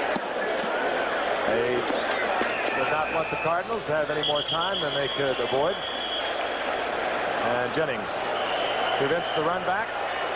The Cardinals will have the ball at the 19-yard line with 2 seconds remaining in the half. From the reverse angle, maybe we take a better look at it. This is Galloway coming in, number 65. All he has to do now is touch him. If he touched him at all and he went down, then it's the sack. And a part of that is the officials are trying to protect the quarterbacks. If it's close. Got to call them both ways, you know. Sometimes they get away with it, and sometimes they're sacked too quick. Barring a quick bolt of lightning, the Giants are going to go into the locker room with a 14-10 lead over the Cardinals. Just 2 seconds remaining. And obviously, Neil Lomax has been told just let it expire. Crowd doesn't like it. But there isn't a whole lot you can do from inside your 20 with 2 seconds remaining. So that's the story at halftime from Busch Stadium in St. Louis, Missouri. The Giants over the Cardinals 14-10. We'll be ready for halftime highlights after this from our stations. Neil Lomax warming up at the sidelines. Neither quarterback, Jeff Rutledge or Lomax, have any startling statistics through the first half. Mostly a defensive game. Giants getting one of their touchdowns on an interception and a return by Bill Courier. Those are the numbers. Let's take a look at the first half stats. Let's start with the first quarter, and then we'll flip it to the first half. Not much going on there. Time of possession was rather remarkable. The Cardinals having it almost twice the time the Giants, but nevertheless they were the leaders. Second half, the Giants, second quarter, the Giants come around, but the turnovers, really the 2 turnovers for St. Louis, as you were talking about, one of them led directly to a touchdown, and the other one set it up. And of course, the Giants had a couple of sacks right at the end of the first half, and it looked like they were going to get more points. They got them out of field goal range, so it's 14-10. Kicking off, O'Donohue. Second half underway, Leon Bright will take it at the 7-yard line. Got some room over the left side, and it closes down quickly as Bright gets out near the 23-yard line. Willard Harrell there defensively for the Cardinals. Final instructions for Jeff Rutledge. As I mentioned earlier, making only the second start of his 5-year career. He started back as a rookie in '79 for the Rams against the Bears. And I'll tell you one man who I respect immensely for his football knowledge, Don Klosterman, always thought Jeff Rutledge was going to not only make it in the NFL, but make it big. He is, of course, replaced Scott Bruner tonight. Bill Parcells trying to get things happening. The Giants have moved the ball well, but they have fumbled. They've had interceptions, and most of their turnovers have come deep in their opponent's territory on 1st and 10. They watch Rob Carpenter over the left side. Carpenter with a pickup of about 4 goes down in the arms of Bob Harris, and it'll be 2nd down and 6. And Bob Harris, I talked about him before, O.J. and Don. Yeah, they really were surprised at this young man when he came in as an 8th-round draft pick and junior under suspension. They put him out on the side, and now they feel that they can safely put E.J. Jr. with all of his talent in the middle and let Bob Harris work out there. Only 205 pounds. I think that might be why they had some hesitations. Good protection. 2nd down and 6, and Rutledge fires into Missler. And Missler has 1st down yardage. He's out over the 35-yard line. So the Giants get a 1st down. And Rutledge gets his first attempt, a completion here in the second half. A little too soon to tell for sure, but at least it looks like their offense is a little more crisp than it was in the first half. Well, they picked up 4 yards on first down, and that's what you want to get, 4 more on first down. And with a first down now, I think I'd go to Carpenter again. Don, you've got a great eye. They've run 3 plays and they're much crisper. I tell you, crisp. Carpenter, and he's always crisp. Carpenter once again gets the call on the first down, and he gets 6 yards. It'll be second down and 4 once again. He does a lot of things so well. He is very low to the ground. He has great balance, and he has strength. That first move that he had there, that elbow up, that little step, I bet he can dance. That looks like a start of a conga or a tango. Hey. He does dance out to the 41, second down and 4. A rollout by Rutledge, and that did not fool number 23, Denny Barron. Fool almost everybody but old Benny. And Rutledge gets back to the line of scrimmage. That's it. Well, Rutledge is not that nifty. Most backs would love to get that one-on-one situation. Nobody was out there. If he could have avoided Perrin, he probably would have gone 20 yards rather before anybody got near him. Perrin's a great football player with this Cardinal team. He really is on his second year. He came up last year and earned that spot, but he really saved the Tampa Bay game last week with a key interception. He calls their defenses. He runs the show out there. Youngster out of Alabama in his second year. Third down and 4, the Giants.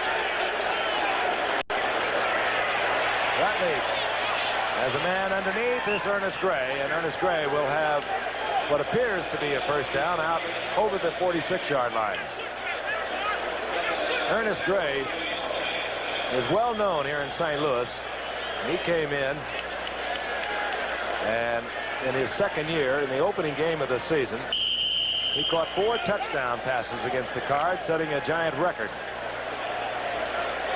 He will make some of the most incredible catches you have ever seen. He has good speed, but then every now and then he'll get one right in the hands, and he just doesn't seem to hold on to it.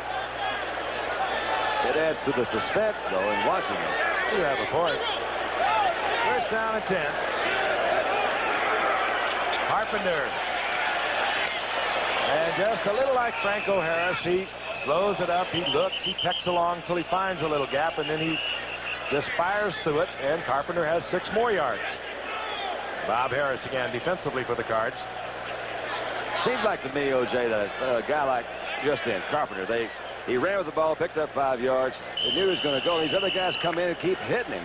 That's where they get hurt. Well, they stopped his forward progress, and the guy did come in and hit him after that. I don't know if the whistle had blown or not. I think it's the official's fault if the whistle hadn't blown, but it was a little unnecessary roughness in there. But Carpenter can take it. Second down and 4. The ball inside. The Cardinals 49. The blitz is on. Woolfolk. And Woolfolk turns the corner and gets the first down. Good running by Woolfolk. The Cards in a full blitz, and the Giants will get another first down. It's amazing how some teams, the Raiders are a team that can run a fullback but have trouble running the halfback. The Giants appear to be that way. You'll see on first down every time Carpenter gets 4 or 5 yards. Every time Woolfolk get the ball, he seems like he has to work overtime to get 4 or 5 yards. And he's doing a lot of running and a lot of work here to pick up 4 or 5 yards. And it pays off inside the 42. First down Giants. This drive started at their own 23-yard line. Opening moments here in the second half. Carpenter. This time Carpenter held to about 4 yards inside the 40 of the Cardinals near the 38-yard line. Well, for the first time, they appear to have a plan. The first half, I couldn't figure out what they were trying to do, but it seems that they've come out here and said, on first down, we're going to get a ball to Rob, try to get 4 yards or better, put us in a position where the defense is, the pressure's on the defense, and it's worked thus far. The second down, long 6. An old plan. John Missler, split to the right. Ernest Gray up at the top of your screen. Rutledge. And Rutledge gets the completion, gets it out there to Butch Woolfolk, and Bob Harris was all over Woolfolk, and he gets another Giant first down. Getting a little bit better protection in the second half, and actually in the second quarter he started getting a little bit more protection. Right there, Protection breaks down, and here comes Big Al Bubba Baker. Well, Jeff is pretty cool in there. He's been hit rather severely several times tonight. He's going to feel it all tomorrow, but nevertheless, he held it until he knew he could deliver. Woolfolk right side, and Woolfolk with power running inside the 25, and this time Woolfolk on first down will get 6 yards inside the 25-yard line. But Butch did a nice thing there. He was running the ball instead of dancing around a little bit. He decided to make a move. He exploded upfield, and in a game like this, with the pursuit, with having trouble with your offensive line, that's all you can do. Make one move and get upfield and get as much as you can. I know one thing Bill Parcells will be looking for. This is the drive. The Giants have had a lot of drives like this season. Then they get down close, usually inside the 20, and then the troubles start. This is the 11th play of this drive. One of the reasons for the switch to Rutledge from Bruning is to get into the end zone when you get down there and have the opportunity. That is Mulliday, and Mulliday is not handled. Looked like it's very catchable that time. Deke Mowat has limped off the field. He's the starting tight end, and Mulliday is usually in there when the Giants want to throw the ball. Mowat now being taped up his right ankle as Jeff Rutledge has the play brought in from Malcolm Scott, the rookie tight end from LSU. 3rd down and 4. Giants have kept the football almost half of this 3rd quarter. Rob Carpenter, single setback. Woolfolk split to the left. Carpenter, he wants the first down, and the flags that we've seen throughout the first half are all over the field. As if one of them did do it, they threw 3 flags right at old Malcolm Scott. So they came in and told me to take that guy out. Got to carry him out, though. I misunderstood, Coach. Holding Giants. Well, at least they weren't inside the 20. They were getting close, though. Well, this hurt them at the end of the first half. Holding, number 80, offense, 3rd down. There was Malcolm Scott, the rookie from LSU. Well, He's in there because they're working on Mowat on the sidelines. They covered him up with yellow flags. I'll tell you something, on that run, Rob Carpenter, a guy as big as he is, he runs as hard as he is, he still has the ability to sidestep people, jump by people. I think he is possibly the most underrated back in this game today. They rate him pretty high in New York. 3rd down and 14. Cardinals dealing with the 4-man front. And that pass in and out of the fingertips of number 88, Floyd Eddings, the speedster out of California. Good defense there by Cedric Matt. Pass thrown a little high, and we are going to see Ali Haji Sheik. Watch old Bubba, because he's coming back. He's getting to know Jeff Rutledge real well. That almost one of those is a slap, not quite to the head. Says hello. I really have a hard time understanding this. We have Dave Jennings coming on. It would be only about a 51-yard field goal attempt unless there is something wrong with Ali Haji Sheik. On 4th down, Dave Jennings in. The ball inside the 35-yard line. Lee Nelson is back. He'll try to guess for Jennings, but Jennings will go for that corner.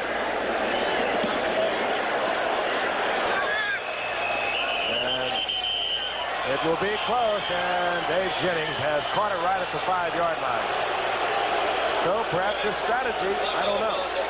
Maybe they are planning on their defense getting the turnover. It worked once before. I'm sure Ali Haji Sheik is not happy. Dave Jennings, one of the fine punters in the league, at putting it out of bounds inside the 20. Actually, he puts it out regularly inside the 5, has hung it out at the 5-yard line, and one still has to wonder why not Ali Haji Sheik. It would have been a field goal attempt of 51 yards. But the Giants have the Cardinals deep in their own territory. 8 minutes remaining in the 3rd quarter, and the Giants on top, 14-10. Stop Mitchell, left side, and Mitchell in just a full sprint. It's out to about the 8-yard line before Lawrence Taylor is there defensively for the Giants. The problem that Stump Mitchell had in the first half, you saw him limp off 2 or 3 times. We thought it was terminal a couple of times. He has a very sore toe, and they've taped it up. They call it astro toe. Surface doesn't give at all, and you stub your toe down there. very common on these surfaces, artificial surfaces. Has it been the toe back? It's like a sprained toe. Stump got 3. It'll be 2nd down and 7. Mitchell right side. This time, Mitchell gets out to the 15-yard line. Good hard running. He'll be short of the 1st down or very close to it. We're going to pause 5 seconds while they sort it out and let our stations identify themselves. KMBC TV, Channel 9, Kansas City, Missouri.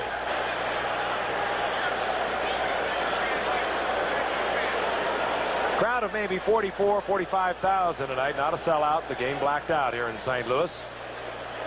There's the measurement.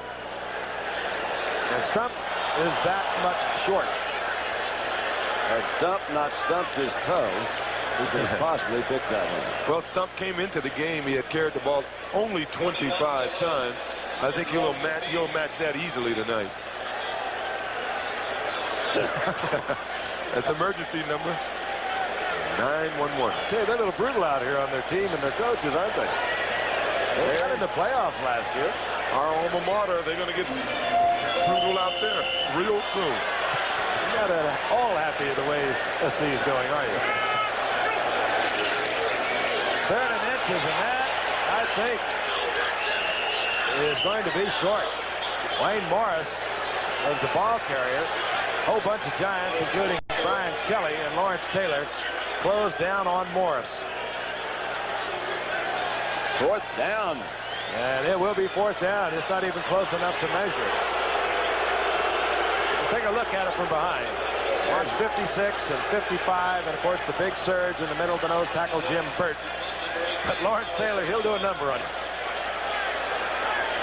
You're right. That Brian Kelly does have a way. He's very consistent. Plays good, solid linebacker. He just lets gives the other linebackers an opportunity to play a little bit of a free spirit. Helps him out, tells him where to line up sometimes. Been in the league 11 years, but he's still playing the run, I think, as well as he ever has. And Bright is back for the Giants. Whoa! Uh-oh. Birdsong gets it off, but it's a poor kick. And that ball could have been snapped out of the end zone for a safety. Flags it down at the line of scrimmage. And it could have been the Cardinals released too many men downfield before Carl Birdsong had pulled the ball down and worked out the punt. That's the call against the Cardinals. Well, the Giants to turn that down. They're going to have great field position.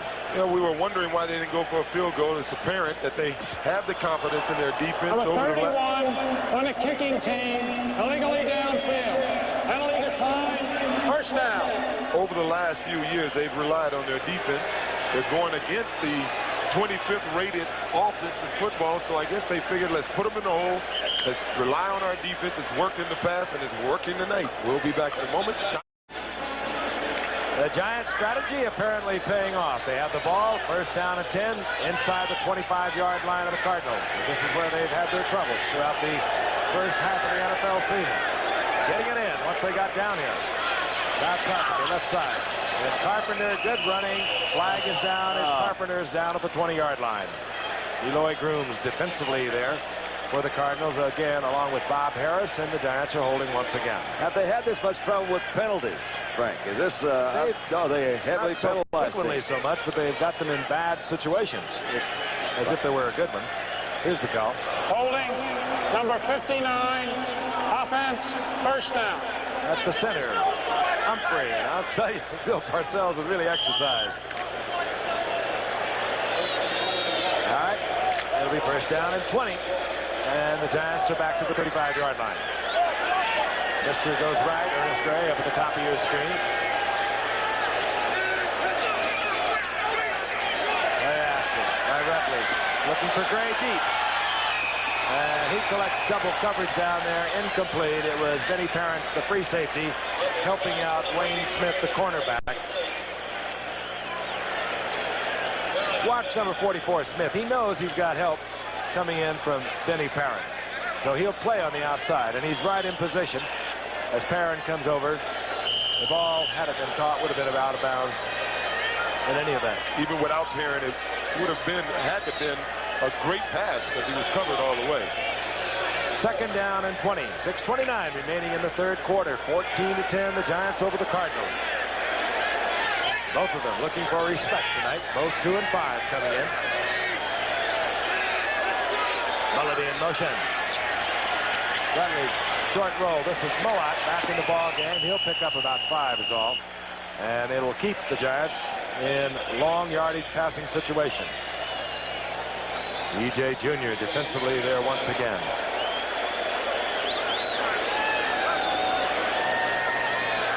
Jeff Rutledge making that start tonight.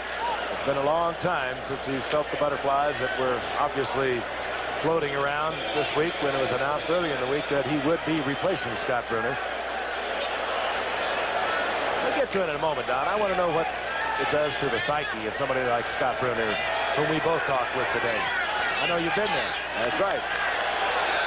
3rd down, 14. Rob Carpenter with a fine run. He gets inside the 25-yard line. Yeah, to the 23, and now we'll see Ali Haji Sheikh. Yep, they were certainly playing for the field goal in that situation. I thought Scott Bruner's comment to us, Frank, was quite good. He says, you know, I'm not the first quarterback that's been set down before to come back as we take a look at Scott. He said, I just haven't been playing very well. He says, I don't really say it was all my fault, but I guess as a good team man says, he said, let's just hope that Jeff can do it tonight. It doesn't. It's not a really good thing that can happen. You have to lose a little confidence. Ali Haji Sheikh, he missed the first field goal of the season. He's kicked 12 in a row. That's tied a Giant record by DeMello in 81. This one from 40 yards out. He can break the Giant record, and he does just that. 13 consecutive field goals. Ali Haji Sheikh puts it through the upright. So despite the strategy, the Giants, because of errors and penalties, they have to settle for 3. Ali Haji Sheikh, the rookie 9th-round draft pick from Michigan, is in the Giants record book. 13 consecutive field goals. Here he is setting the kickoff. Good kickoff, man, too. He puts it up high. This time it comes down at the 5. Bird loses the handle on it, and he works it back out to the 20-yard line. McLaughlin down there defensively for the Giants. And now we got a little bit of extracurricular activity, and the flags are flying. Well, Malcolm Scott may have gotten away with it, but he threw that arm. He really didn't try to punch him. It was sort of a fake punch. No phantom punch. Malcolm was having a hard time getting started. Well, we're going to sort it out. Well, normally they'll have offsetting penalties, but Malcolm did get up and throw a flagrant punch at him. Malcolm Scott, the rookie, out of Personal LSU. foul, number 80 on the defense. Personal foul, number 58 on the offense. Offsetting fouls after the play. The play counts. First down. Dave Aarons and Malcolm Scott getting into it. What the fans really saw was Malcolm Scott. They probably didn't see the little short, sneaky right hook by Aarons. First down and 10, the Cardinals. They now trail by 7. And there is Ali Haji Sheikh. One of the finest kickers I've seen come in for a long time. He has the distance, but he gets it up so quickly. Very difficult to block. Frank Gifford along with O.J. Simpson and Don Meredith. Howard Cosell's vacation continuing. He'll be back next Monday night. Washington and San Diego. Watching the Cardinals and the Giants. The Cardinals trailing 17-10. First down and 10, and they fire out to Roy Green. Neil Lomax on target. And Green picks up 4 yards before Bill Courier is there. Nobody's perfect. I wonder what's inside that. A bird brain. Well put. Second down and 6 for the Cardinals. Neil Lomax, who suffered through the early part of the season with a very sore shoulder, had a tremendous game against Tampa Bay in a winning effort last week, trying to get the Cardinals on track tonight. Stump Mitchell, bat, toe and all. That's the first down, running hard out to the 35-yard line. College football right here on ABC this Saturday. Did you ever watch Doug Flutie play down, that little quarterback up at Boston College? It reminds me a little of Eddie LeBaron, a guy that I've always had a lot of respect for. Now they're going to go against Penn State. They're coming off that win over West Virginia. Regional action, so check the listing for the game in your area. We have North Carolina against Maryland. North Carolina, the third-ranked country in the team in the nation. And Washington and UCLA. 3:30 Saturday here on ABC. A first down and 10. Lomax back. Blitz is on, but he lays it out. And he just had to throw that away. Jim Burt was in there, and he was being pressured from the outside by a blitzing Terry Kennard.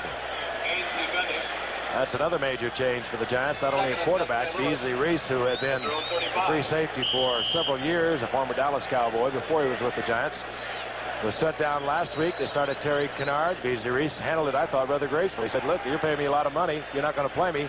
I want to go somewhere where I can play. So Beasley Reese is down with Tampa Bay. And Terry Kennard, the rookie from Clemson, first-round draft pick, is opening now at free safety. Second down and 10.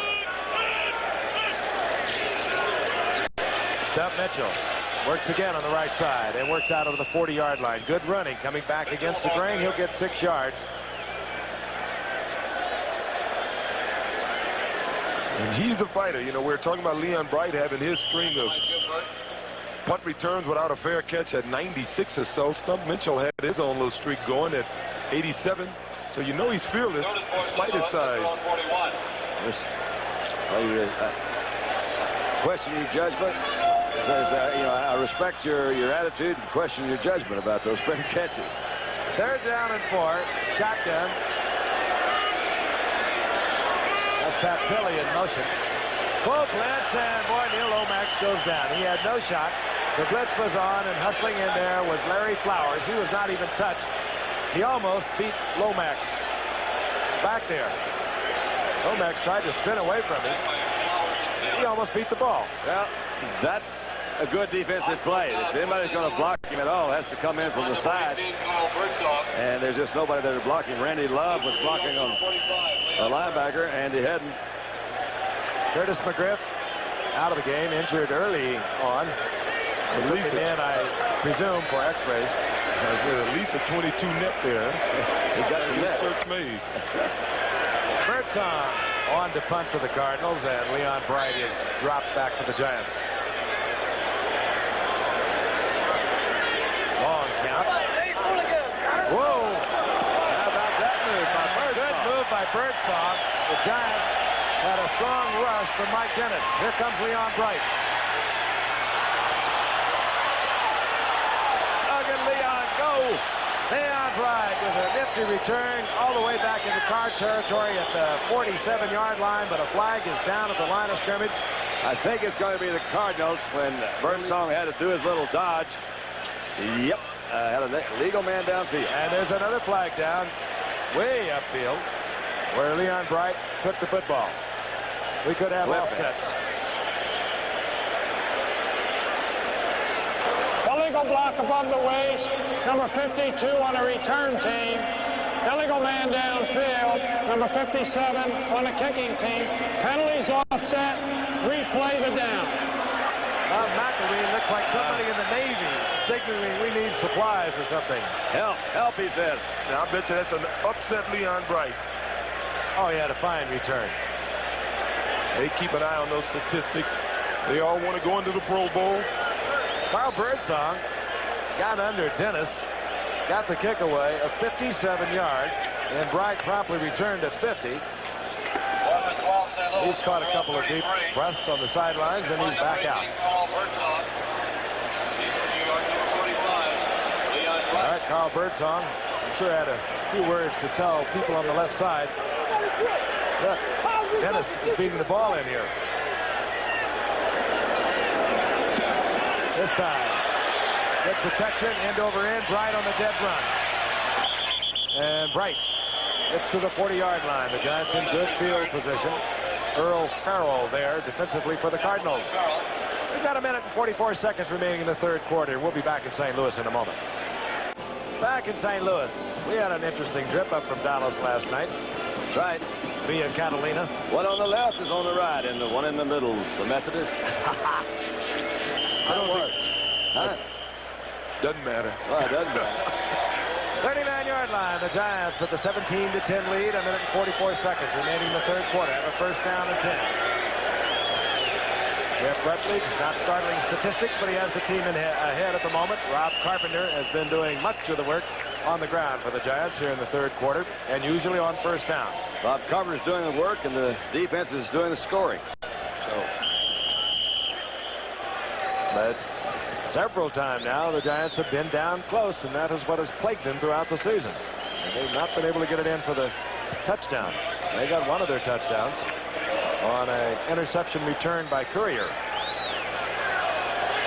Second down and 5. The ball marked inside the 45-yard line of the Giants.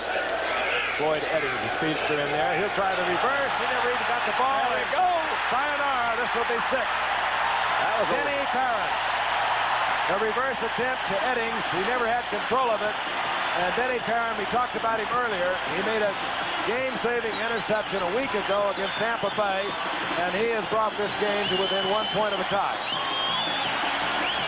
That was such a poorly executed offensive play. But he had to be on a blitz, Don. Well, he was on it, but it was not going to work. But the whole thing was just really not run very well. Here you go. Here comes Eddings. The timing was not what they call real smooth there. Nice catch. Sure, Floyd Eddings thought to himself, this is not the way we rehearsed it. Aaron gets his first NFL touchdown. He's been a real leader in that defensive unit. And we are within the conversion of a tie football game, and in the final minute of the third quarter in St. Louis.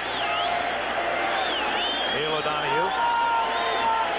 And it's Benny Parent, the man who holds it. That's why they took just a little time in setting up. They wanted to give Parent a chance to get his thoughts and breath pulled together.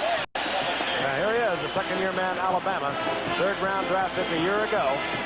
As a starter, as a rookie, he had a great year last year. Floyd Peters, you see there talking to him, the assistant head coach. He said, that's just exactly the way we had that thing drawn up. What a shock this must have been for Eddings. Whoops, there's Parent.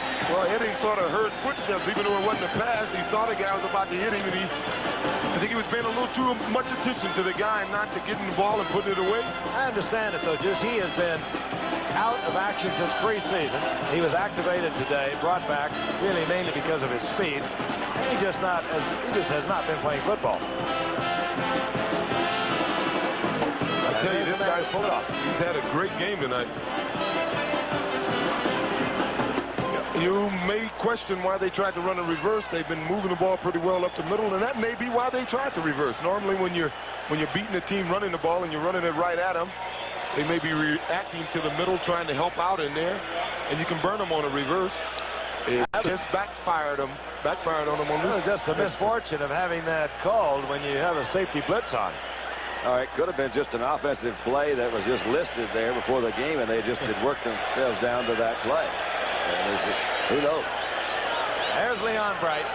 That is 50-yard punt return called back a while ago. He's pretty deadly on these kickoff returns also. O'Donoghue, high kick. He should have good coverage on it. Here comes Bright. And Bright from the goal line works it out to the 25-yard line. 24-yard return. And the Giants now were moving along rather comfortably, and they have got themselves a tied football game. Well, they've had good field position the last 3 times they've had the ball. This time, at least they're back in their own end of the field. They haven't been able to do too much with the good field position. Maybe this will inspire them to greater heights, do some wonderful things offense. First down and 10. Floyd Eddings stays in the game, split to the right. Copy of screen, Ernest Gray. Woolfolk, Carpenter, setbacks. There's one guy wide open. Mowat.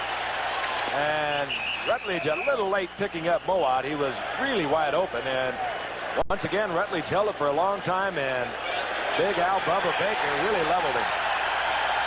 And the flag is down.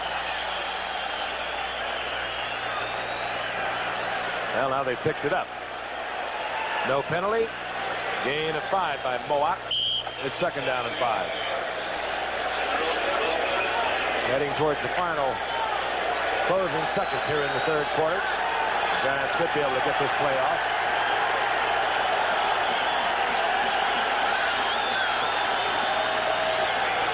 Bob Carpenter. Carpenter hit from the side by Al Baker. Still surges up close to the first down, and another flag is down. And another holding call against the Giants. They have really been on the Giants' case tonight. Either that or the Giants just flat are holding. You see holding calls really when you're kind of overmatched, and they're just trying to hang on out there. And some officials may call. Number 67, offense, second down. Billy Ard now is caught up with Brad Benson. He has a pair, and Zeke Mowat has been shaken up. The Giants tied in. Well, 6 holding penalties now for the Giants. some officials may call holding a little different than other officials. Some players have a certain style of how they block, how they get their arms there, and it's not technically a holding. Yeah. But some officials may say if that arm gets a little outside, they'll call it. Some officials don't. I think it's made it a more difficult call for the officials in the last few years when they changed that rule where the offensive linemen can release their arms out. But remember the old days you used to have to hold your jersey almost? Hold that jersey, that offensive lineman with a hit. It's a credit to guys like old Bubba Baker here and Leroy Selma, guys that can get that pass rush. What's 67 here, Juice, Don? That's who they detected holding. That's Billy Ard. Well, he's got a pretty good arm. See, his right arm is kind of wrapped in there under his left. Oh, he's got him pretty good. He can't even get loose. Well, you know, I think his right arm got behind him, and it appeared to be holding. Like you say, with the new rules, you can extend your arms. And sometimes if that defensive lineman twists or he turns, you may get your arms wrapped around him. But it's holding. Here's a young man, Zeke Mowat, who came in totally unheralded from Florida State, rookie free agent. We saw him a little earlier in the game. He went out, limped out. They taped up his ankle. Give the man some credit. He came back in, just caught that pass, and he's back down there working on the ankle once again. Been a busy weekend. Dallas last night. Raiders, terrific comeback. After all those fumbles, they managed to pull off the victory. And here tonight, and of course, we're going to be in San Diego next Monday night. The Chargers, I've said it already tonight. I know they must feel that they have got to get things pulled together, and they are pretty bunged up defensively, and they're also pretty bunged up offensively at the moment. Well, we got a moment. Let's go back to yesterday. Further action. Kansas City and the Houston Oilers. Earl Campbell injured his groin, left the game in the first quarter. And let's take a look at first quarter action. Gifford Nielsen, the quarterback. No score. Looking into the end zone. I'll tell you, that's pretty good composure. He finds Stanley Edwards to put Houston out on top in the first quarter, 7-0. Bill Kinney's having a good year for John Makovic out of Kansas City. This one, a 4-yard shot to Willie Scott out of South Carolina. That tied it up at 7. They got into overtime, and Nick Lowry, a fine field goal kicker, hit from 41 yards out. Kansas City wins it in overtime, 13-10.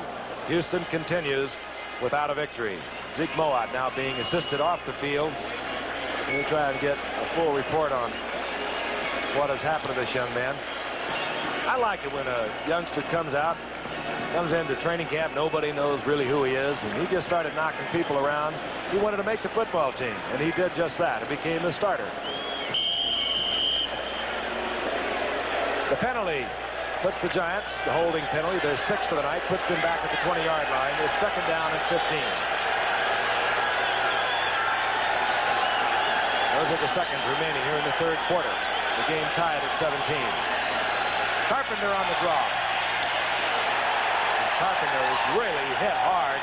Galloway and Bob Harris both there. And these Cardinals have livened up. They are really coming out of the ground at this point. It's tied at 17, and we'll return for our fourth quarter action. But right now, this word from our local stations. Tuesday. Lieutenant Commander Hart reporting for duty. Jonathan's called to active duty I'm going to open up Pandora. and needs the right stuff We're about to make the defense breakthrough of the decade. just to stay alive on Heart to Heart. Tomorrow on ABC. The search through the rubble goes on tonight in Lebanon. President Reagan says the Marines will stay. That story and all the news on the Channel 9 News after the football game. It's Halloween, so set your spirit free. Turn it loose, turn it loose, turn it loose tonight. Back in St. Louis, the word on Zeke Mowat. He's been taken inside for x-rays of the right ankle. The concern is that there might be some ligament damage. We begin the fourth quarter. The Giants now faced with a 17-17 tie. They have the ball, third down, 13. The ball at their own 22-yard line.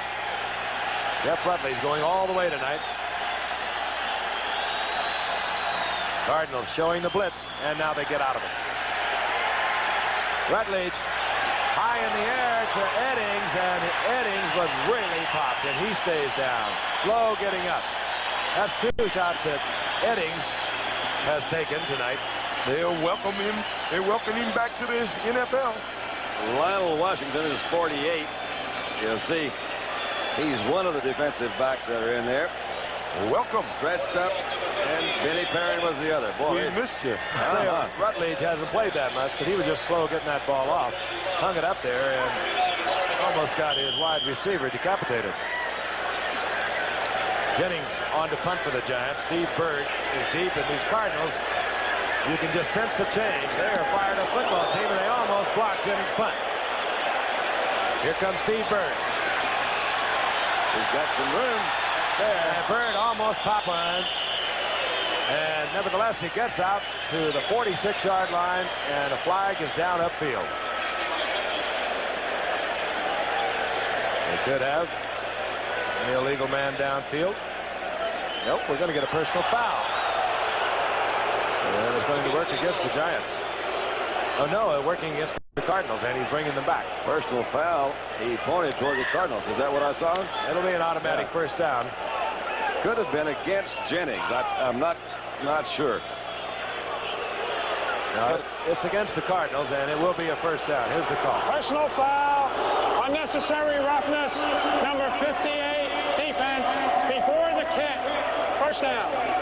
Dave Aarons, the foul occurring before the kick. Personal foul. Automatic first down. The Giants maintain possession. The crowd doesn't like it. Obviously a partisan crowd.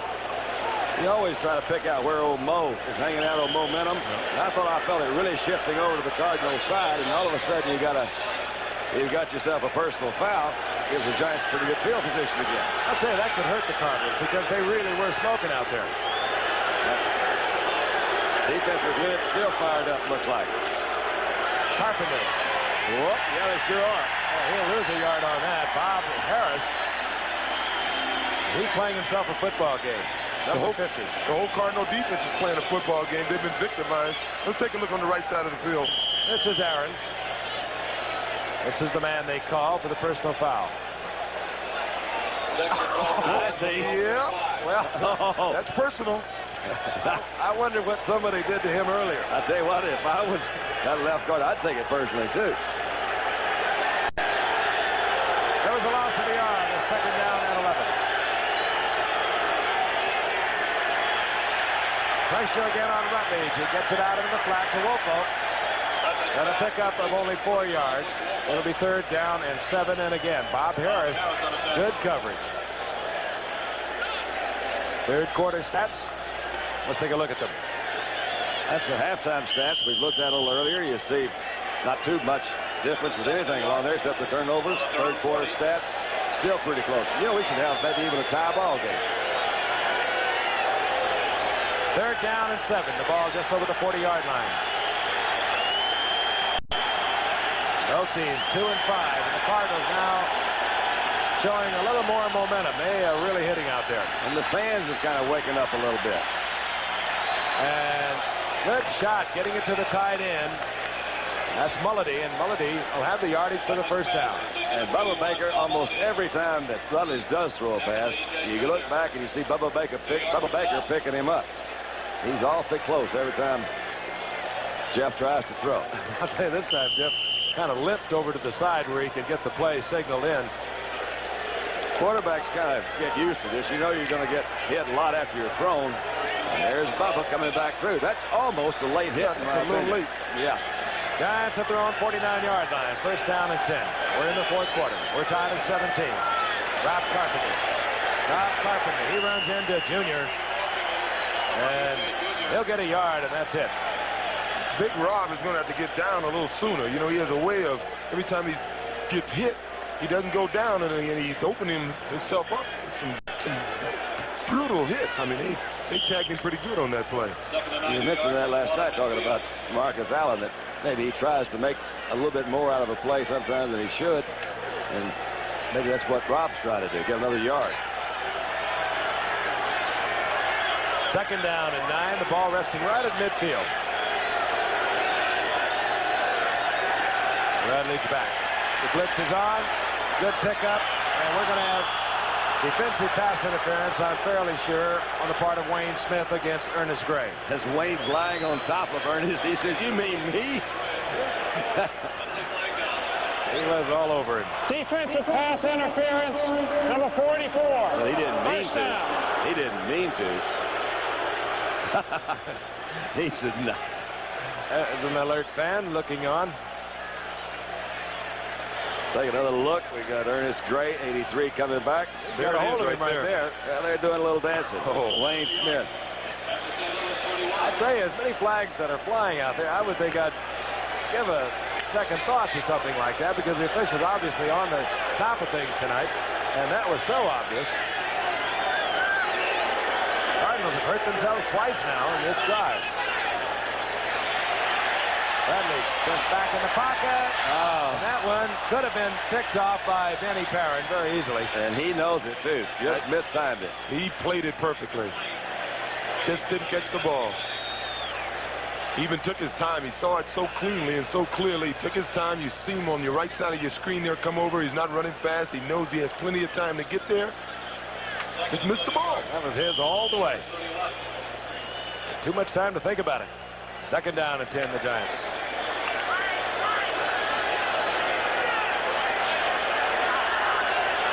.31-yard line. Wolf.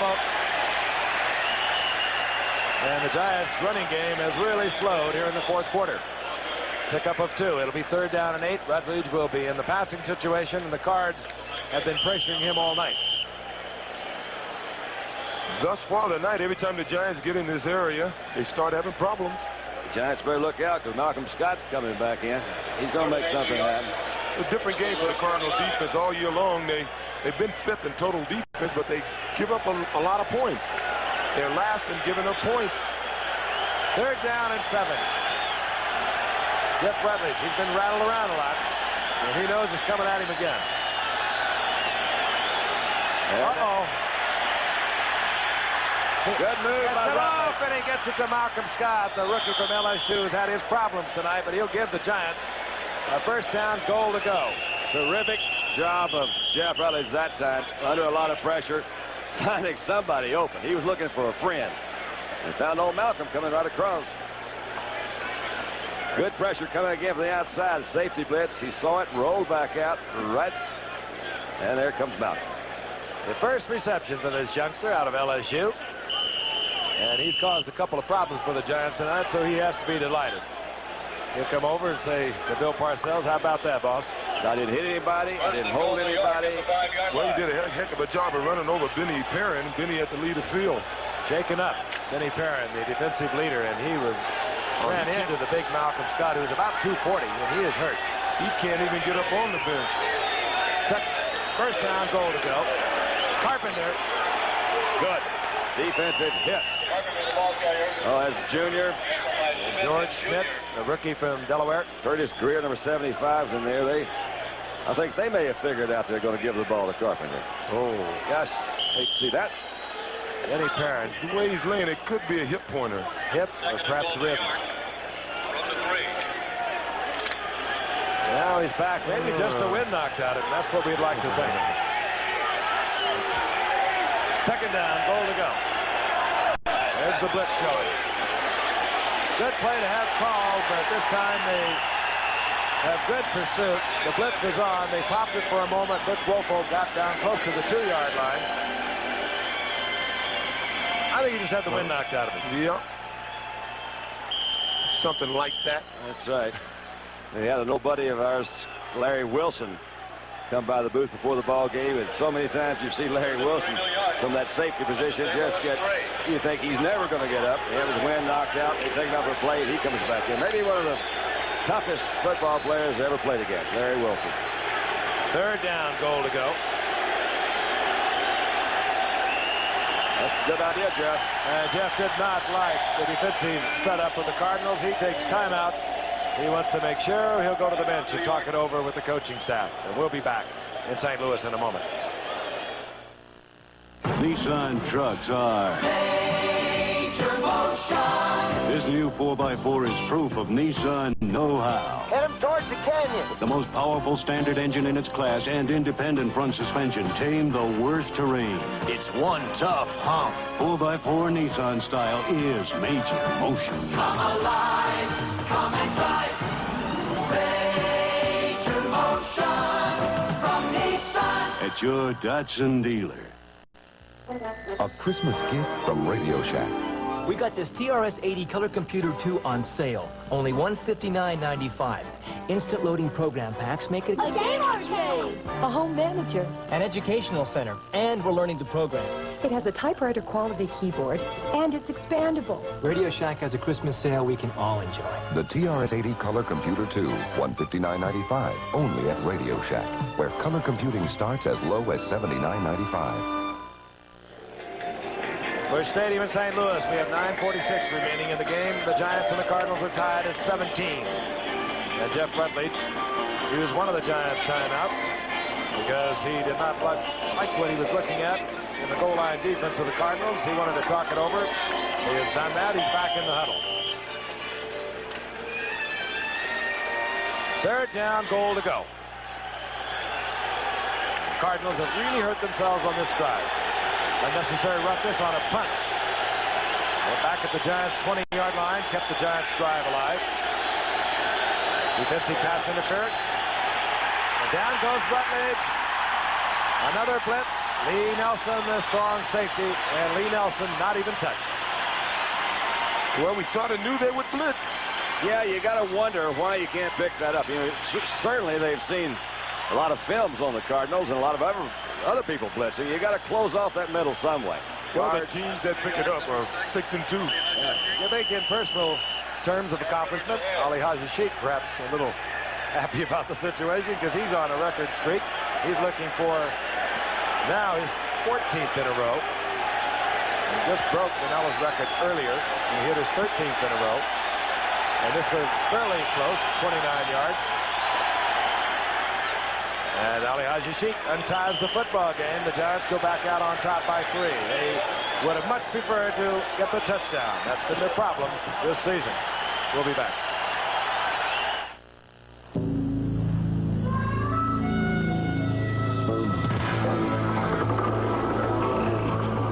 For everyone who keeps things rolling on the mighty Mississippi, this bud's for you. This is the John C. Bird breakaway barge. Please respond. Get him. Nice throw. Right close. On the way out.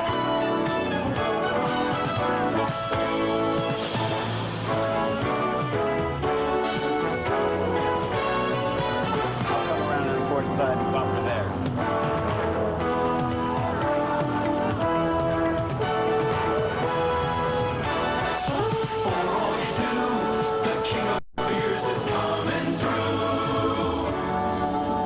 Just for you, that distinctively clean, crisp taste that says Budweiser. For all you do, this much for you. Saturday on ABC's NCAA football. Penn State, fresh off their victory over West Virginia, tackle Doug Flutie and the Boston College Eagles. Or North Carolina, the number 3 team in the country, battles Maryland, plus other regional games. Saturday. Giants inside the 10. First down, goal to go. They had to settle for 3 points. We'll cover this from the end zone. There's Ali Haji Sheikh. Said his 14th consecutive field goal a moment ago to put the Giants out in front. And now we'll watch Steve Bird bring it back. Good move, Steve Bird. Steve Bird found a little bit of a gap, and he gets out over the 25-yard line, up close to the 28. And now the Cardinal offense finally gets back out onto the field. Their defensive unit hurt them with a pass interference call that kept the Giants drive live. They had a personal foul on a punting situation for the Giants that kept the drive alive. Finally, Neil Lomax, who had actually gone behind the bench and was warming up. It is a cool night here in St. Louis. He finally gets his offense on the field. 28-yard line, the Cardinals. Trailing by 3 with 9 minutes and 11 seconds remaining in the game. Lomax, not too much of a drop on that, and Brad Van Pelt is there.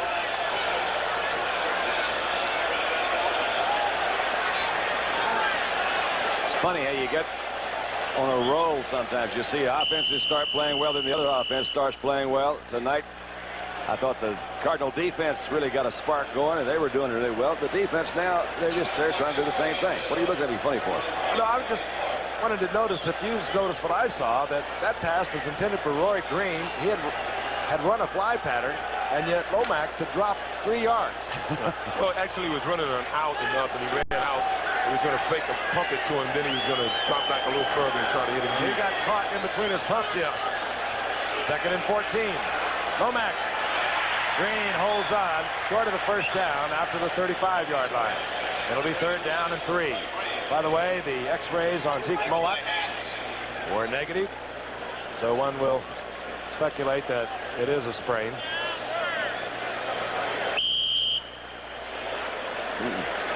Look at Roy Green, you know, he's impressed me tonight. He's an excellent football player. He's been open all night. Too bad Neil Lomax hasn't had the time to get the ball to him. They do not drop into the shotgun. We could see Stump Mitchell.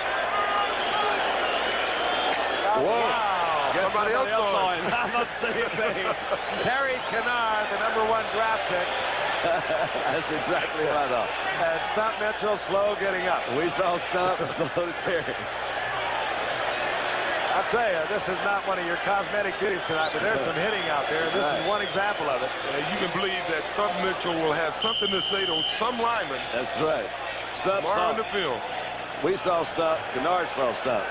Stump saw Kennard a lot more than he saw us. But he held the ball. There's Leon Bright. He's fun to watch. The Giants have lost some of their crispness that I saw in the first half.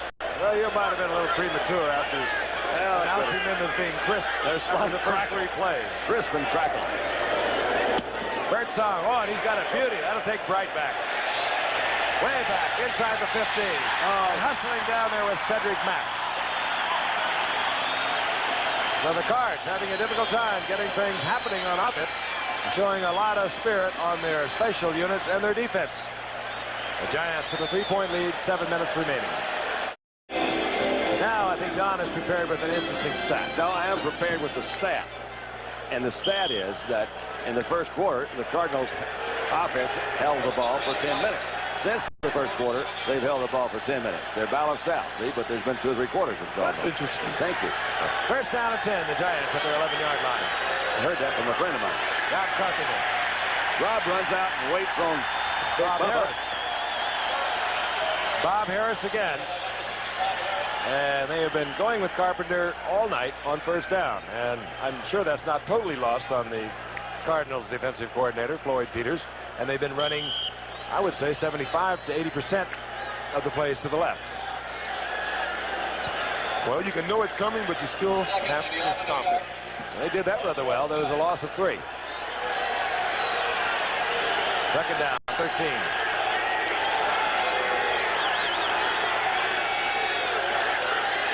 Rutledge looks for the tight end and fires it into Mulledy. And he'll get 5 yards. It'll bring up a 3rd down and 7 for Rutledge, and he obviously is going to attract Al Baker. This might be as good a game as Baker has played for the Cards this season. Big defensive left end. He came into the league a few years in San Diego. Was about as good as you can get. Rutledge from the shotgun. That's big Al Baker, top of your screen, number 60. Mister in motion. You got a little movement on the left side. And the flag is down. Eddings, who has taken quite a pounding tonight, he was going to make sure he was out of the area. It will be a procedure call against the Giants. Left side, Brad Benson, number 60. Poor Eddings. He had a couple of tough plays, and he finally had a chance to make amends, and there's a penalty. Yeah, Mr. Benson's stopped holding, though. Number 16, offense, 3rd down. And Stump Mitchell, he's been hammered around out there pretty good tonight also. And they've mentioned several times tonight that Otis Anderson, the all-pro running back for the Cardinals, with the great credentials over the 5 years he's been in the league. Unavailable tonight. Very sore shoulder from last week's action against Tampa Bay. 3rd down and 12. Here comes it. Here comes everybody. And the Giants keep it on the ground. Butch Wolfall over the right side. That's just good running. He may have the first down. He really may have. As I said, he does a lot of work when he gets the ball. All he wants is a chance. The youngster that was born in Wisconsin but grew up almost in the shadow of Giant Stadium. Went to Westfield High School. You know what a dream that is. Went to University of Michigan, All-American stats there. Their leading all-time ground gainer. And you notice the Giants all have black armbands on. That's in honor and tribute to the loss of their offensive backfield coach Bob Ledbetter, who died of a stroke a couple of weeks ago. Wonderful man, former coach with the Jets. Tremendous loss. Ralph Carpenter, right side. He gets 4. It'll be 2nd down and 6. And the Giants got themselves out of a bit of a bind on good extra effort from Butch Wolfall. You know, they really did, and it still could end that way, but 3-point difference, you'd have to think that had they not made that first down, even as good as Jennings is, the Cardinals would still have field position with the first down, and so they've got a good field goal kicker. We could be in overtime. Did I say that? No. They were a little overtime last night. That was a long year. 338 passes or something like that. Carpenter. There's Charlie Baker there first for the Cards, and they are closing off that left side of the Giants line totally. And their defense is doing one well of a job for Coach Floyd Peters. They've been on the field the whole second half virtually, and they're hanging in tough. Yeah, but see, the Giant offense has been on the field too, so I've never understood that. People say, boy, that defense has been out there that whole game. Boy, they got to really be tired. Who do they think they're playing? They're playing the other guy's offense. Well, it's easier when you know where you're going. Oh, you think these guys know where they're going? 3rd down and 7. I will not answer that. Cardinals thinking pass. Rutledge. They crossed him up at the run. He did it a few moments ago on 3rd down and 12. Intercept. Almost. It was intended for Eddings. And Denny Perrin was there, and it could have been picked off by this man, Lee Nelson. That really should have been. That was... I bet you the Cardinal defense walks off the field and tells their offense to go out there and hold them a while. That's what your old Giant defense used to do to your offensive team when you guys played. Just hold them for 3 downs, will you guys? They used to walk all the way around the bench to avoid running into them. There's Dave Jennings. Saw my old coach Jim Lee Howell here tonight. Boy, he's put a lot of coaches into the pro ranks. Tom Landry included. Steve Bird is back for the Cards. Bird calling for extra yardage up near the 37-yard line. A 45-yard effort by Dave Jennings. We've got 3:40 remaining in the game. The Giants holding on to a 3-point edge over the Cards. Okay, I'm changing the strategy. I just made a Michelob. Cardinals have their 3 timeouts. They have plenty of time to work with. 3:40 on the clock. They have a first down at 10. The ball at their own 38-yard line. But the Cardinals offense has only been able to execute 14 plays here in the second half against the Giants 38. Neil Lomax trying to get something happening against a tough Giant defense. Doug Marsh, the tight end, short of the first down, but not by much as he moves out over the 45-yard line to the 46. Well, that's a guy you mentioned early in the ballgame. We thought we'd see an awful lot of tonight. He had such a good game last week and haven't been able to use him too much. Well, he's only caught 16 passes, but 5 of them were touchdowns. We thought we'd see him a little more action out of him when they get near the goal line. But they haven't been near the goal line too often. 2nd down and 2. Stump Mitchell. He's got the first down, and he's just over midfield in Giant territory. And the Cardinals now starting to hear a bit of rumble from the crowd. They're getting a little enthused. Sensing that perhaps the Cardinals can get something moving offensively. Jeff Rutledge, not brilliant in his opening start, but keep in mind he hasn't played in so long, it's hard to keep track. He had preseason stats that were pretty good. And he opened the night for the Giants in place of Scott Bruner at quarterback. That's the seconds remaining in the fourth quarter. First and 10, Pat Tilley right in front of Mark Haynes, and Haynes could not have been there any more quickly than he was, the all-pro cornerback for the Giants, but nevertheless, Tilley gets 7 yards and a bit of a hassle going on. Well, they gave him a good mark where they spot that ball, because I thought really Tilley was closer to the 45-yard line. Pat Tilley, been around 8 years out of Louisiana Tech. The last 5 years, he's been the leading receiver. It'll be second down and 3. The ball at the Giants' 43-yard line. Clock ticking away towards the 2-minute warning. And Lomax will have a hard time getting this play off when they stop it. Oh, I think the coach would be a little upset with him. And he did not get the play off. He gets the 2-minute warning, and that was something that you would expect even a 3-year veteran quarterback would have been able to accomplish. You have to be aware of what's happening out there. The 2-minute warning here in St. Louis. The Giants holding on to a 3-point lead. Neil Lomax on the night. The quarterback for the Cardinals, 9 of 17, 106 yards, 2 interceptions. Is far different from a week ago when he performed against Tampa Bay, 17 of 22, 166 yards and 3 touchdowns.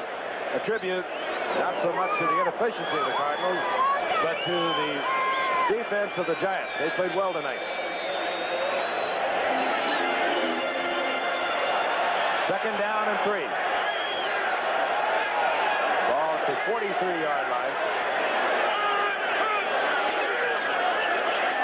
Sam Mitchell. Look, it's up. And Mitchell gets the first down, and he's down close to the 36-yard line. And keep in mind, the Cardinals have a fine field goal kicker in their own right, Neil O'Donohue. He's very good from way out. You know, Stump doesn't limp when he runs. He only limps when he walks. I don't want to belittle a job that Wayne Morris is doing blocking, but if they can get Otis Anderson back and find some way to have him and Mitchell in the backfield together, it could be tough.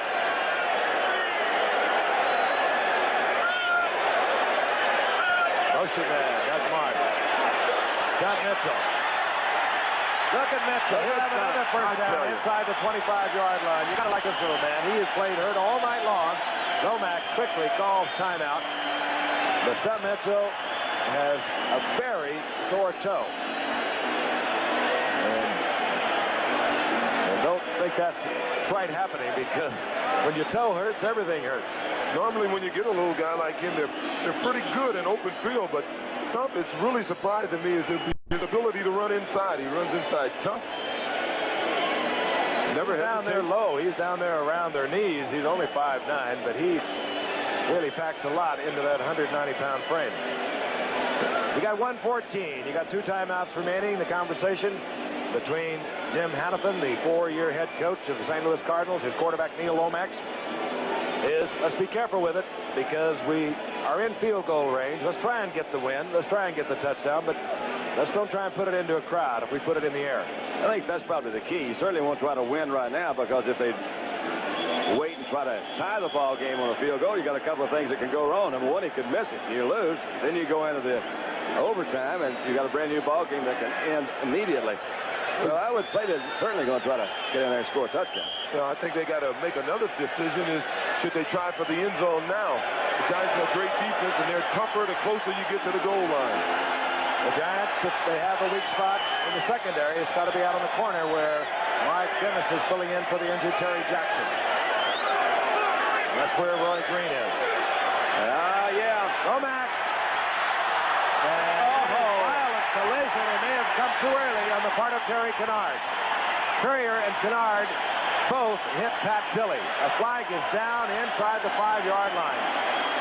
Terry Kennard tried to time it out. We'll take a look at it again. Yeah, because that was a pretty tough call. Keep in mind that defensive back has the same right the receiver does when he goes for the ball. He can't hit the receiver until the ball gets there. Oh! He hit him early. He hit him a tad early. But he hit him good. Not a good thrown ball. The ball was thrown in front of him. He may have caught it. Yeah. First down, goal to go, 1 minute and 10 seconds, and the Cardinals still have 4 tough yards of real estate. Watch it again. And Kennard was playing Tilly, not trying to get at the ball. He hit him ahead of the pass. And that will be looked at 100 times over by the Giants before they call the office to complain.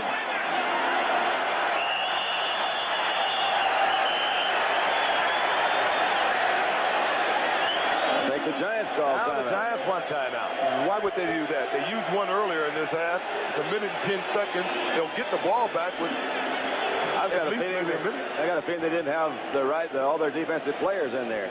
I think so too. Otherwise, it's certainly a wasted effort because you're so right, O.J. Should the Cards score in the first play, the Giants would have time with the timeouts to work it down the field and get the touchdown.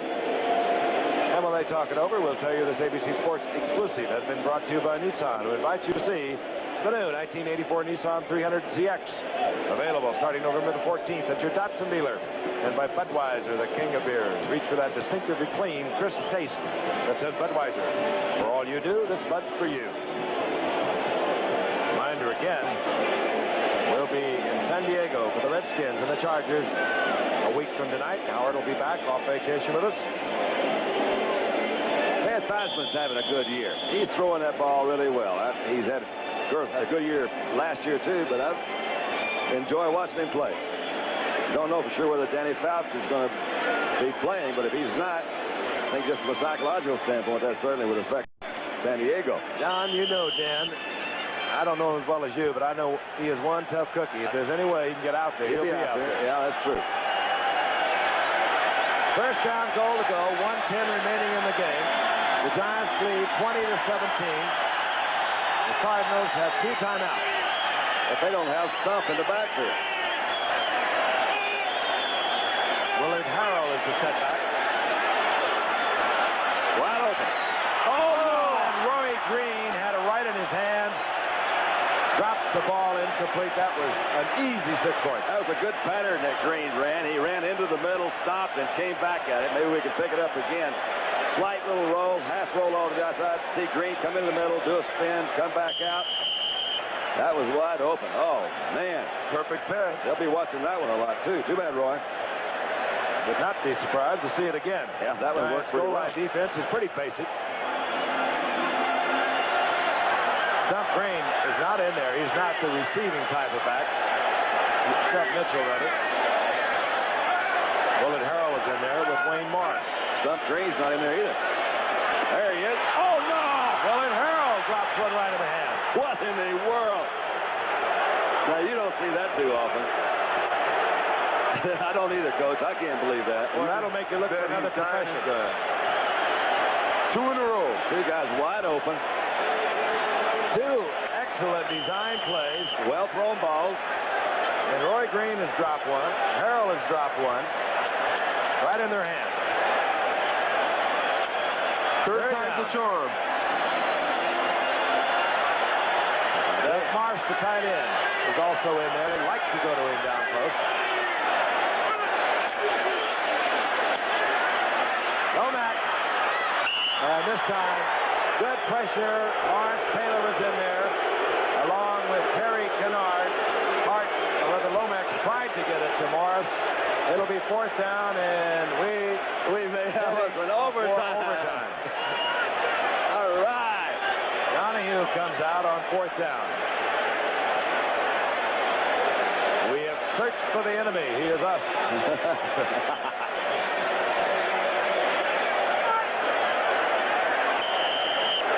No Donahue coming in tonight. 6 of 11. Missed several in close.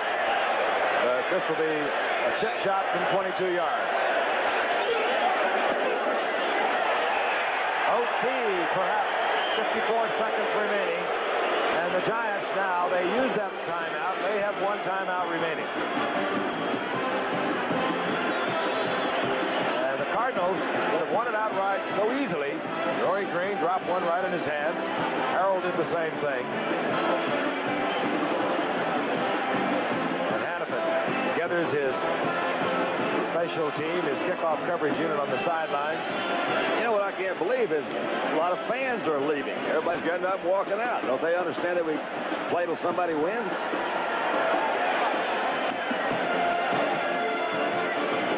Well, there's still 54 seconds left. I'll repeat it. This has not been one of your cosmetic beauties tonight, but there has been some tremendous hitting that has taken place. 2, 2, and 5 teams trying to stay respectable, trying to stay remotely alive in their quest for the playoffs. Both of them, of course, the Eastern Division of the NFC, where Dallas is on top, 7-1, followed by Washington, a game back, 6-2. Leon Bright dropped for the Giants. Donahue, who has just tied it up at 20, set to kick off.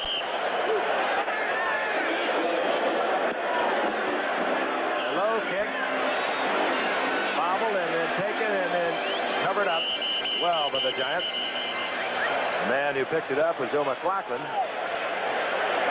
So the Giants will have the ball at the 32-yard line, where they could risk something if they want to do, but keep in mind, they used that timeout down there when the Cardinals got first down, goal to go at the 4-yard line. It was either something with their defensive personnel or they just wanted to give somebody a breather, but they are down to one timeout.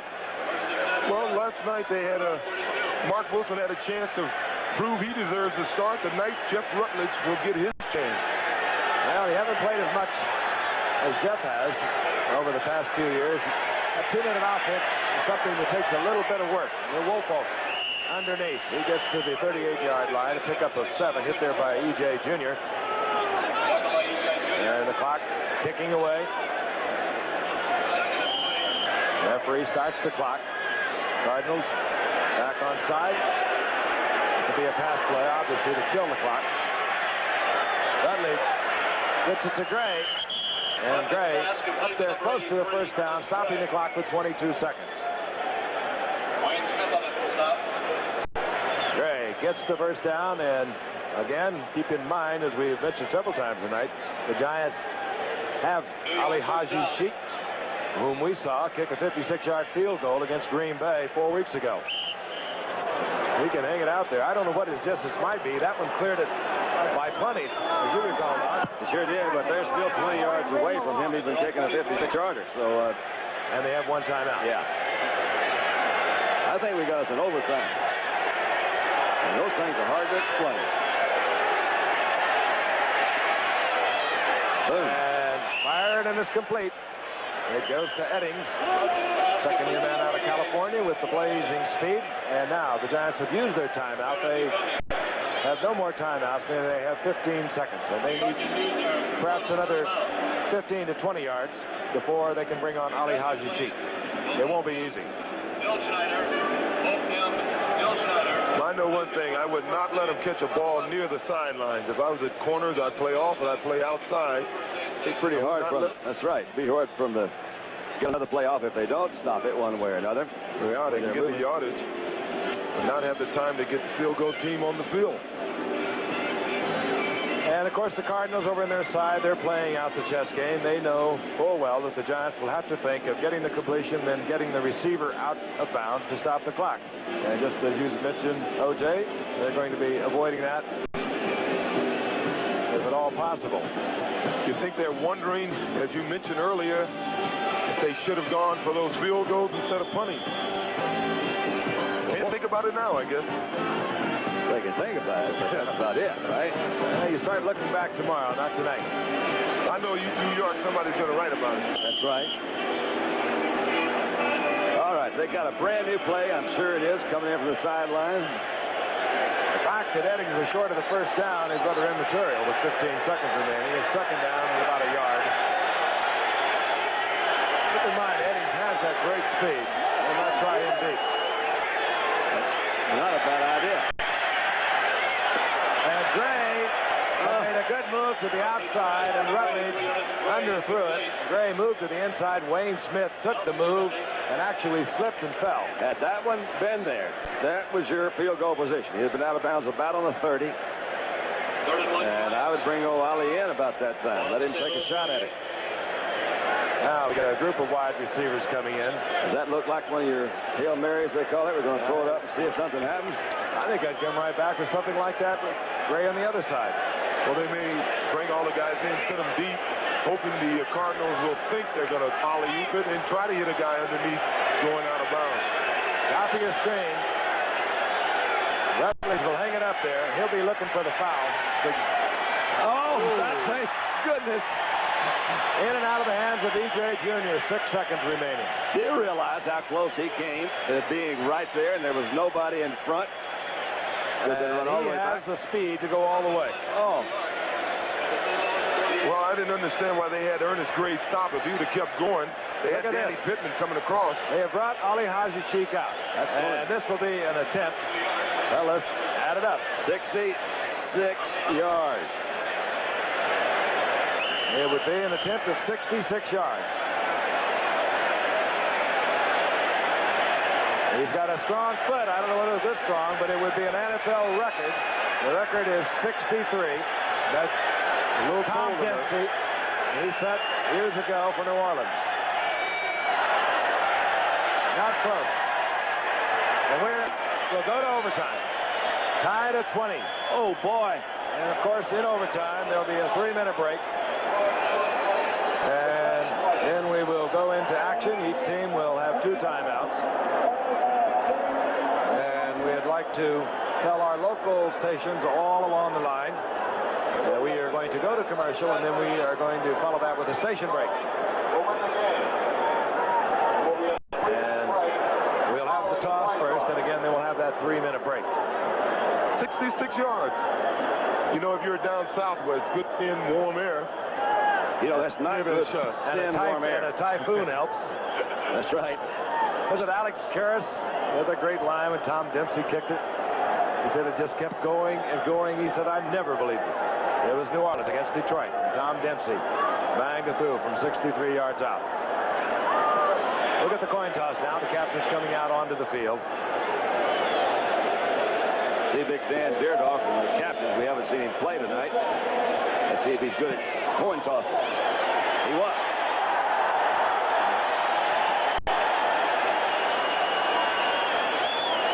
So the Cardinals will be receiving. They have won the first part of the overtime. We'll be back after this message and a word from our local stations. Last year, too, but I enjoy watching him play. Don't know for sure whether Danny Fouts is going to be playing, but if he's not, I think just from a psychological standpoint, that certainly would affect San Diego. John, you know Dan. I don't know him as well as you, but I know he is one tough cookie. If there's any way he can get out there, he'll be out there. Yeah, that's true. First down goal to go, 1:10 remaining in the game. The Giants lead 20-17. The Cardinals have 2 timeouts. If they don't have Stump in the backfield. Willard Harrell is the setback. Wide open. Oh, no! And Roy Green had it right in his hands. Drops the ball incomplete. That was an easy 6 points. That was a good pattern that Green ran. He ran into the middle, stopped, and came back at it. Maybe we can pick it up again. Slight little roll, half roll over to the outside. See Green come in the middle, do a spin, come back out. That was wide open. Oh, man. Perfect pass. They'll be watching that one a lot, too. Too bad, Roy.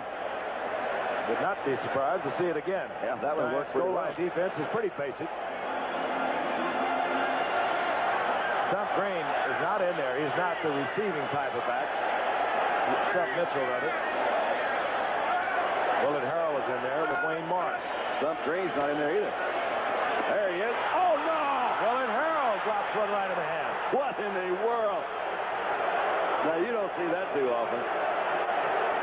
I don't either, Coach. I can't believe that. Well, that'll make you look for another profession. 2 in a row. 2 guys wide open. 2 excellent design plays. Well-thrown balls. And Roy Green has dropped one. Harrell has dropped one. Right in their hands. Third time's the charm. Doug Marsh, the tight end, is also in there. They like to go to him down close. Lomax. And this time, good pressure. Lawrence Taylor was in there. along with Terry Kennard. Lomax tried to get it to Morris. It'll be 4th down, and we may have an overtime. All right. Donahue comes out on 4th down. We have searched for the enemy. He is us.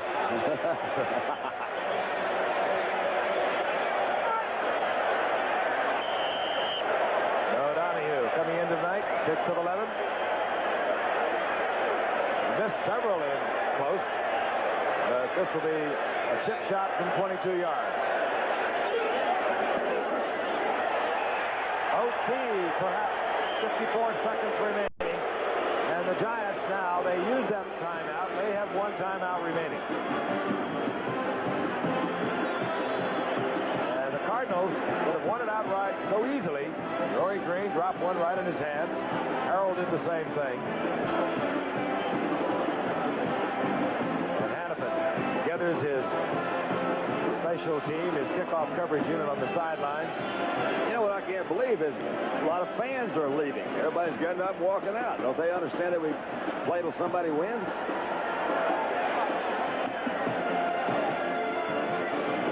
Well, there's still 54 seconds left. I'll repeat it. This has not been one of your cosmetic beauties tonight, but there has been some tremendous hitting that has taken place. 2, 2, and 5 teams trying to stay respectable, trying to stay remotely alive in their quest for the playoffs. Both of them, of course, the Eastern Division of the NFC, where Dallas is on top, 7-1, followed by Washington, a game back, 6-2. Leon Bright dropped for the Giants. Donahue, who has just tied it up at 20, set to kick off.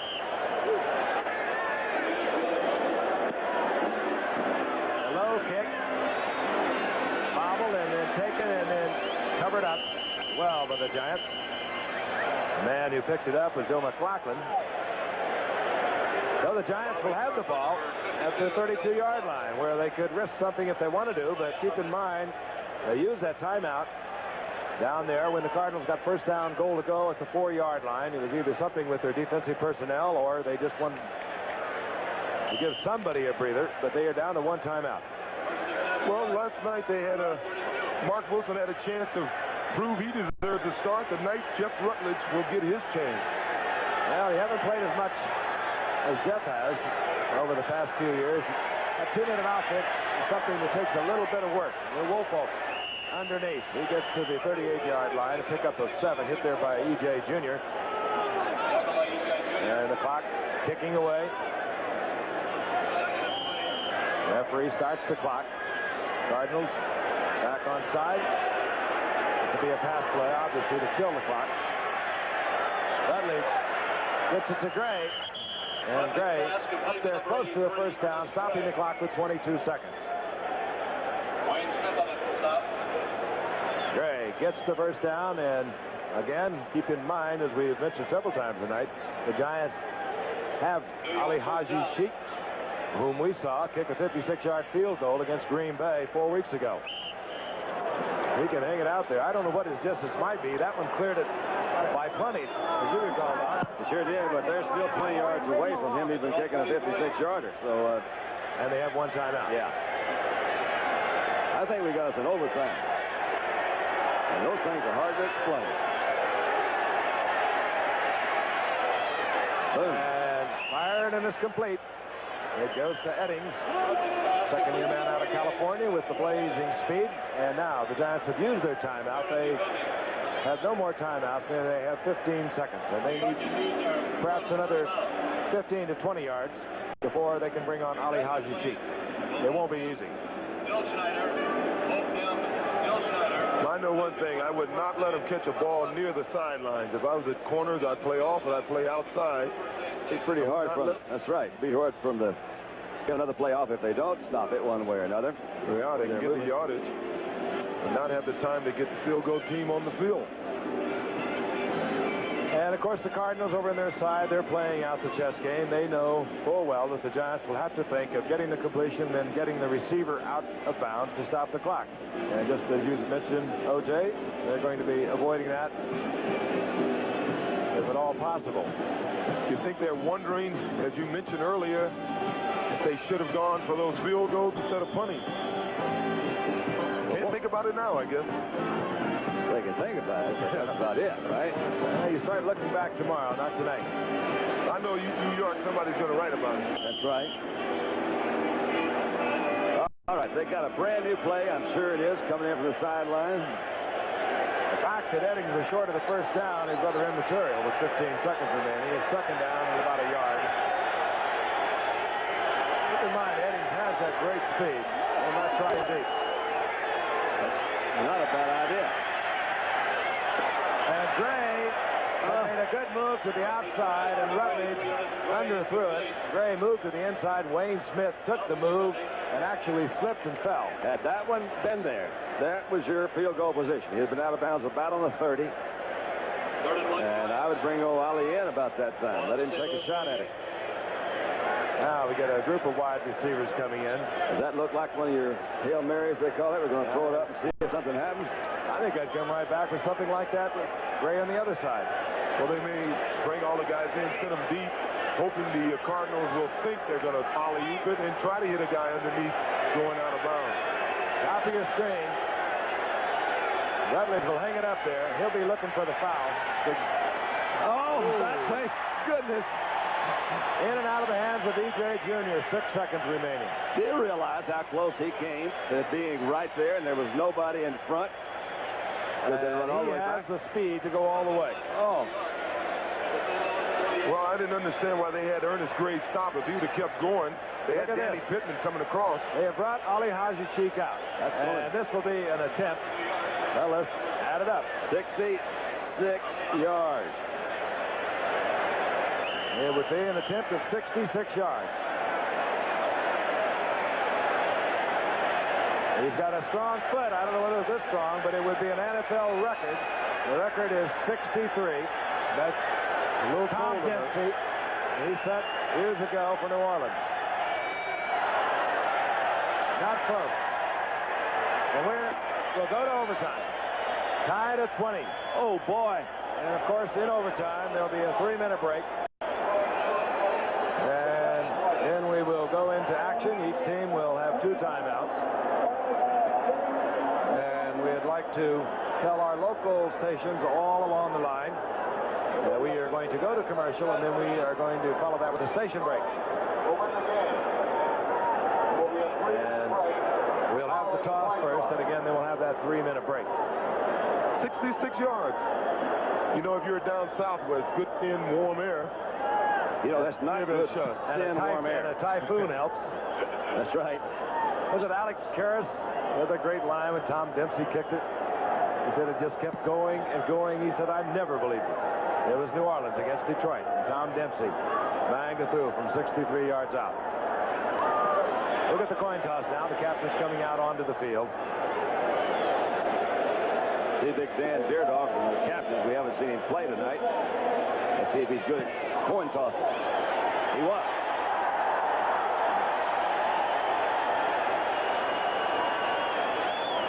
So the Cardinals will be receiving. They have won the first part of the overtime. We'll be back after this message and a word from our local stations.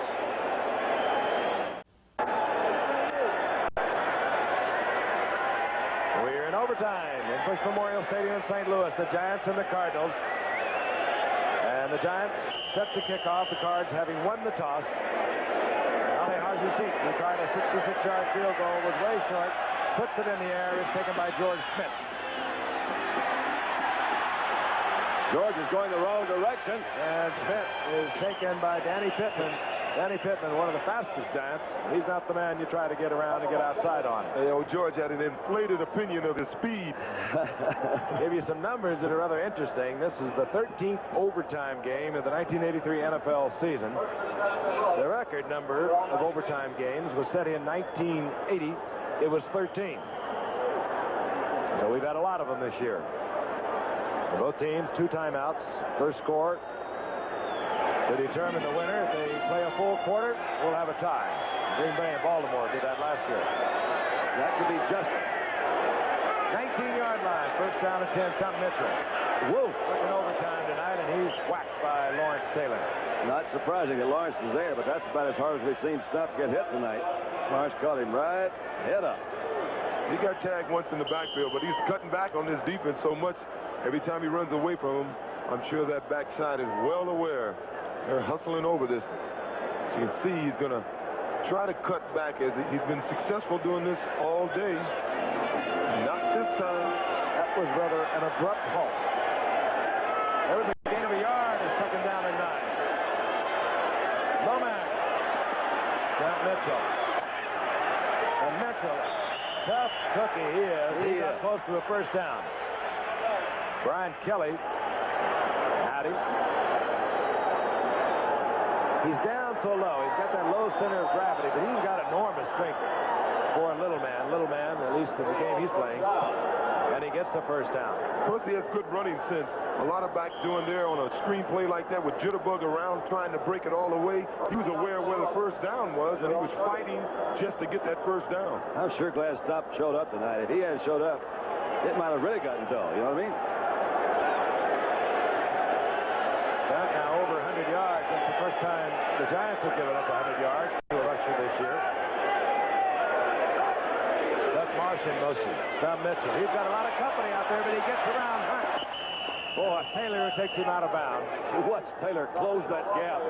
You realize what an outstanding athlete he is. He didn't have the best angle, and just sheer speed enabled him to get out there and knock Stuff out for practically no gain. And you know his first move was inside. Every time you watch him, Lawrence Taylor, I think he did something even a little more amazing. I think that's going to be maybe the key position in football the next few years, if it's not right now. But particularly with the 3-4s, you're going to have those 4 linebackers that have to do so much, cover backs coming out of the backfield. So you're going to have some, you already do have some good athletes there, but they're going to be better. Second down and 10. Lomax. He can run for the first down. He did. Hook slide once again out over the 45-yard line. First down, Cardinals. You know, he hook slid there. It looked like he slid right by the guy. If the guy didn't touch him, he could have got up running, you know. 18-yard pickup. I assure you, quarterbacks don't think about that. Let's see here. When they get down, they don't think about getting back up and running again. Hey, this is a move somebody should use on AstroTurf. They do it in baseball. They take advantage of the surface slide. Guess what? He could have got up and ran. He could have got up and ran. On top of it, O.J. He didn't want to get up and run either. 47-yard line is the first down. Green. Look out. Corey Green. And he's down there for another Cardinal first down. They're on a drive. Andy Head defensively for the Giants, along with Jim Burke. Now they're going to measure this one. The stuff that they're doing offensively is not too dangerous either. They're throwing pretty short passes, ones that are pretty safe. Letting those Stuff carry a little bit. And they got them another first. Giants already have one victory in overtime this year. They beat Atlanta.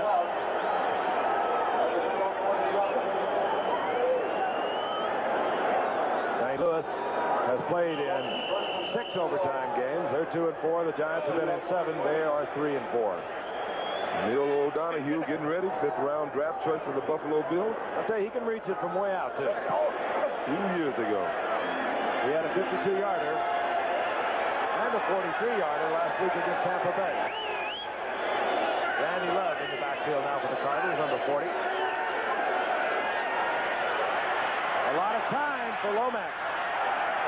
And Randy Love took his eye off the ball before he had it. He might have picked up some yardage. Boy, they had plenty of time to throw. You got to give that secondary some credit. Evidently, they had good coverage back there. It'll be second down and 10. This is about as long as we've gone without a penalty. Jim Hannafin. Game in 78 for the Cardinals. Hannafin worked a lot with Don Coryell, going all the way back to San Diego State. Good offensive mind. When he was a collegiate, as a senior at the University of California, Hannafin led the nation in pass receiving. Second down and 10. Randy Love. Randy Love gets about 4. I think the Cardinals now are thinking field goal, but they're still quite a ways out. What breeze there is has now turned around. It appears that as though it might help the Cardinals place kicker, Neil O'Donohue. It'll be third down and 7. That breeze blowing the flags at the top of the goalpost would favor Neil O'Donohue at the moment. But it really is not much of a factor. Two tight ends are in. Doug Marsh, Greg LeCour. The wide receivers are Roy Green, number 81, Pat Tilley. And Scott Mitchell, the single setback.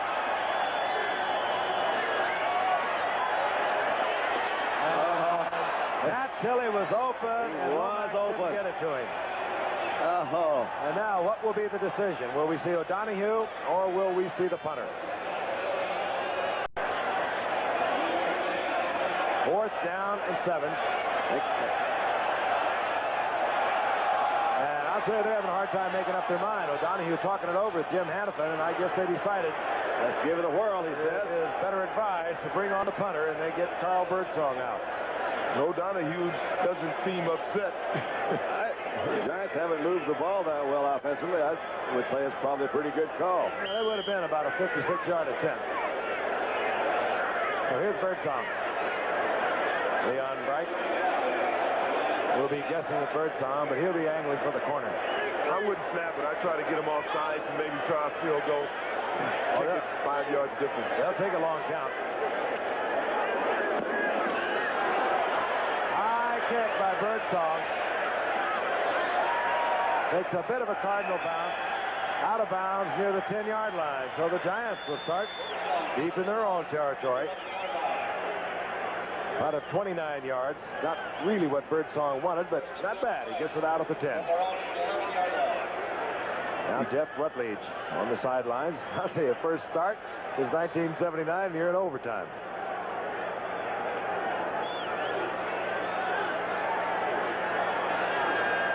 Jeff Rutledge stepping into the huddle. Also in a position where they've got to at least move it out a little bit, you'd think. They can't go just open this thing up with a 2-minute offense. They've got to think about some first downs. And particularly, they don't want the turnover down here. Rutledge, Eddings, taken out of bounds. Incomplete. Yeah, Eddings have made a couple of nice catches. Unfortunately, one is out of bounds, and the other was a penalty. I think he figured out the only place I'm not going to get hit is out of bounds. He has really been whacked around out there tonight. I'll tell you, O.J., he came on, played his first game for the Giants a year ago, a game I watched against the Philadelphia Eagles. He had missed much of his rookie year with an eye injury. He had 5 receptions for 148 yards in that one. So easy to say, but... Second and 10, and Ernest Gray right through his hands. You might as well catch it because you're going to get hit anyway. Yeah, but, man, they're going to give the Cardinals terrific field position again. They've gone back out here, and I think that if there is a philosophy that should have been involved, then let's move the ball a little bit, see if we can run it out of here. Yeah, they already forgotten about Carpenter. We got a great kicker in Dave Jennings, but if he's kicking from the goal line, they're going to be back up around midfield. Third down and 10. Cardinals bring in the nickel backs. They'll turn Big Al Baker loose. They've been in Jeff Rutledge's face all night. They're there again. That's close to a safety, and now Jennings will have to kick from deep in his own end zone. And the Cardinals, if everything goes like it should go, they're going to have great field position. That didn't make much sense. No. I think back to the 49ers in the Super Bowl, a great passing team. When they really needed it late in the game, they put the ball on the ground, they controlled it, they went down the field and scored. The Giants have been having a lot of success running Carpenter. They stopped with 10 minutes to go. That could have been the ball game right there. Jennings averaging only 35 yards tonight. Of course, he's kicked a couple of short ones to get out of bounds. He's tough under pressure. He'll get it off quickly, but he's kicking from a short punt formation. Cardinals are thinking run back. Jennings does not get a good kick, and it does not take a giant bounce. And the Cardinals are going to have had the ball near the 35-yard line. 39-yard punt, and the Cardinals are in field goal position. And just about field goal position already. Yeah, I think we might see the Cardinals do what perhaps the Giants should have thought about. That is move this thing on the ground. Get some yardage. Absolutely. There's no 2-minute warning, or rather 2-minute offense in this situation. First down, Cardinals. We've gone just about 5 minutes into overtime. Wayne Morris, Randy Love, they're the setbacks, the receiver types for the Cardinals, so maybe they will put it in the air. Randy Love. Nothing doing on the left side. Line of scrimmage, and that's it. Yeah, I think the strategy is right to run the ball, but I don't know if that was the best call. I would have ran it. I would have ran those safe runs they've been running up and now, trying to run off tackle and let Mitchell cut back and do what he wants to do. When you pitch the ball outside, you do run the risk of gaining yards or losing yards. I mean, normally you can lose some yards at this time when you know the defense is fired up and coming up. The other thought, O.J., if they're going to run the ball, they perhaps should have Stump Mitchell in there. They lost 3 yards, so it's second down and 11. That's Lomax looking for a quick pickup. He had the blitz on, and right in his face was Terry Kennard. Terry Kennard played a good football game tonight for the Giants. He's been very effective against the run. He's been effective on the blitz, and he forced Lomax to hurry a pass that would have brought the field goal unit much closer. Well, Giant defense is rising to the occasion. Well, maybe old Stump just ran out of steam finally. I'm shocked that he's not in the game right now. I would have given him the ball the first 2 plays. Ran him right up the middle. Off tackle. Now it's Willard Harrell and Randy Love. Harrell 39, Love 40. There's the setback. Third down and 11 for the Cardinals. That's what they want. Something in close. And that's short of the first down. I think we'll see O'Donohue as Mike Schumann. Just a little quick stop out of the corner in front of Mike Dennis. And here comes O'Donohue. And while he is only 6 of 11 coming into tonight, he has the distance you can see. He also kicked a 43-yarder last week. But I'll tell you something else. He is also 4 out of 5 between the 40 and the 50-yard line this year. He's going to be right at 45 yards. 45-yard attempt. The man that will put it down is Benny Parent. The center is Randy Clark.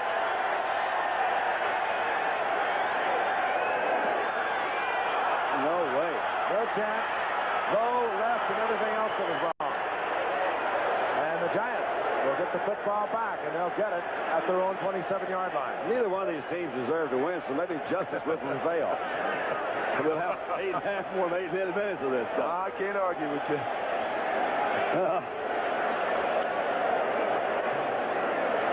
O'Donohue lives in that world that only kickers know. They don't get that much action. If they kick 4 or 5 a night, they only have about 20 seconds of action. Yeah, you're really right, because the reaction to the kickers is always extreme. Either everybody's patting them up and down and carrying them off, or they don't talk to them at all. That's why they're bioies. They've usually been with 6 or 8 different teams.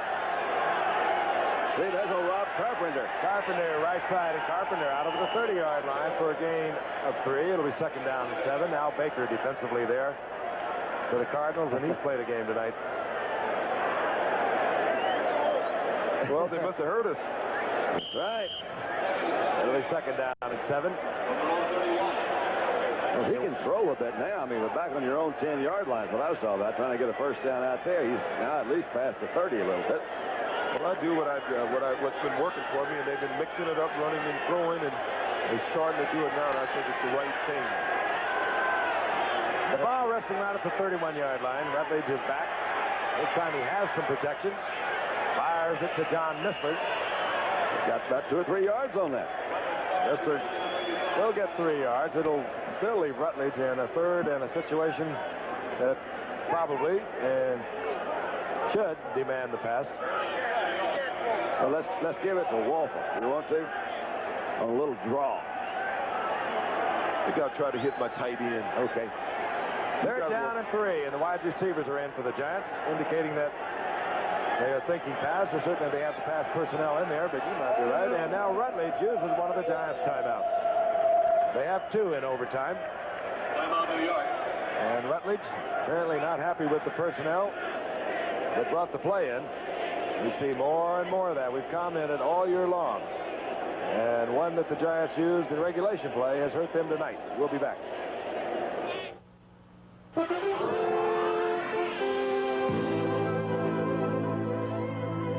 can't build a bike for the Olympics by machine. Each tube's got to be custom fit to transfer weight and forward momentum. After all, a champion should ride a champion. The Olympics take teamwork, and Budweiser is proud to be part of that team. For all you do. This Bud's for you. It's coming. The first Nissan 300ZX.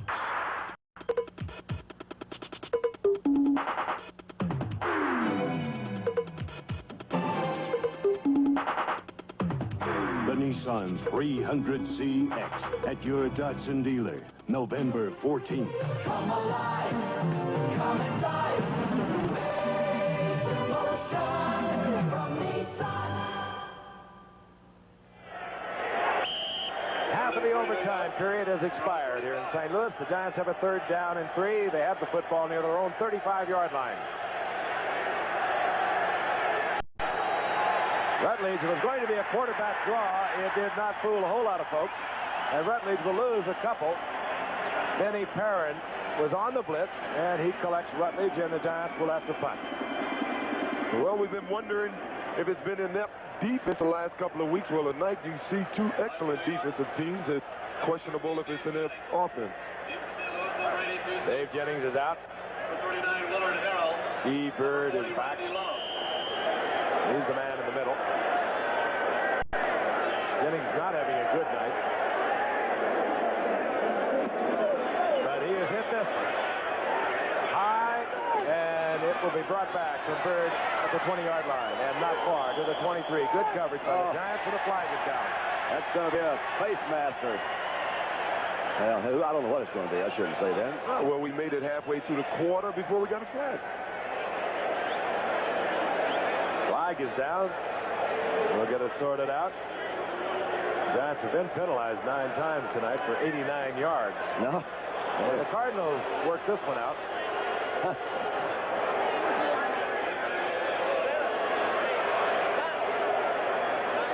So the Cardinals will have a long way to travel. 7-12 remaining in the overtime period. They get 90 yards for the Illegal Cardinals block this time. above the waist. Number 48 on the return team.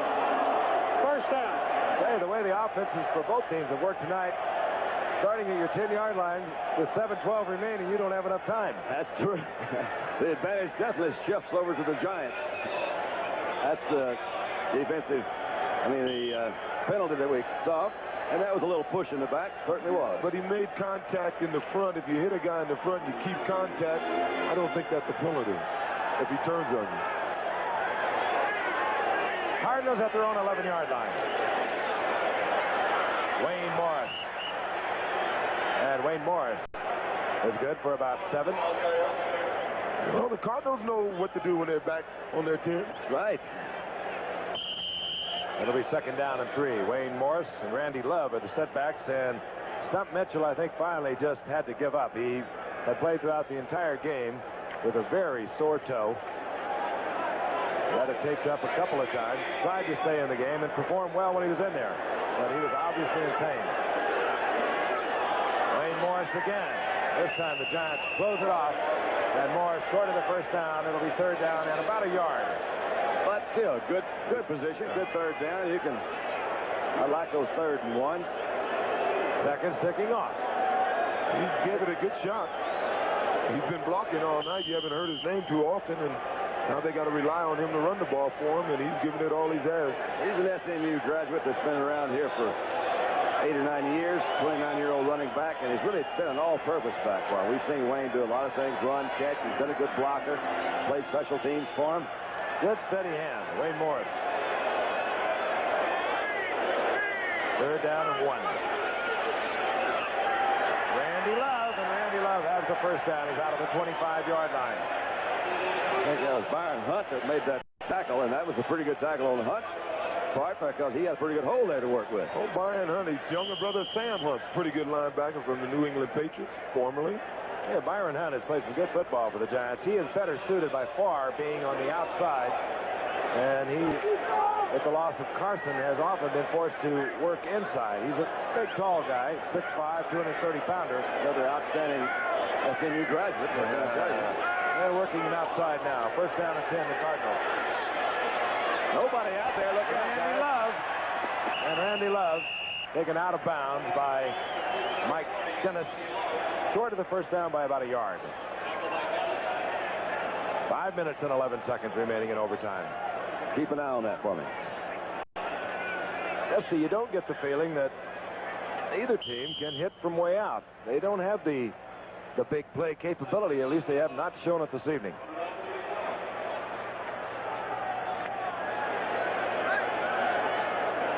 I think they have the talent to do it in their skill positions. They just don't have the linemen to give the quarterback the time to execute.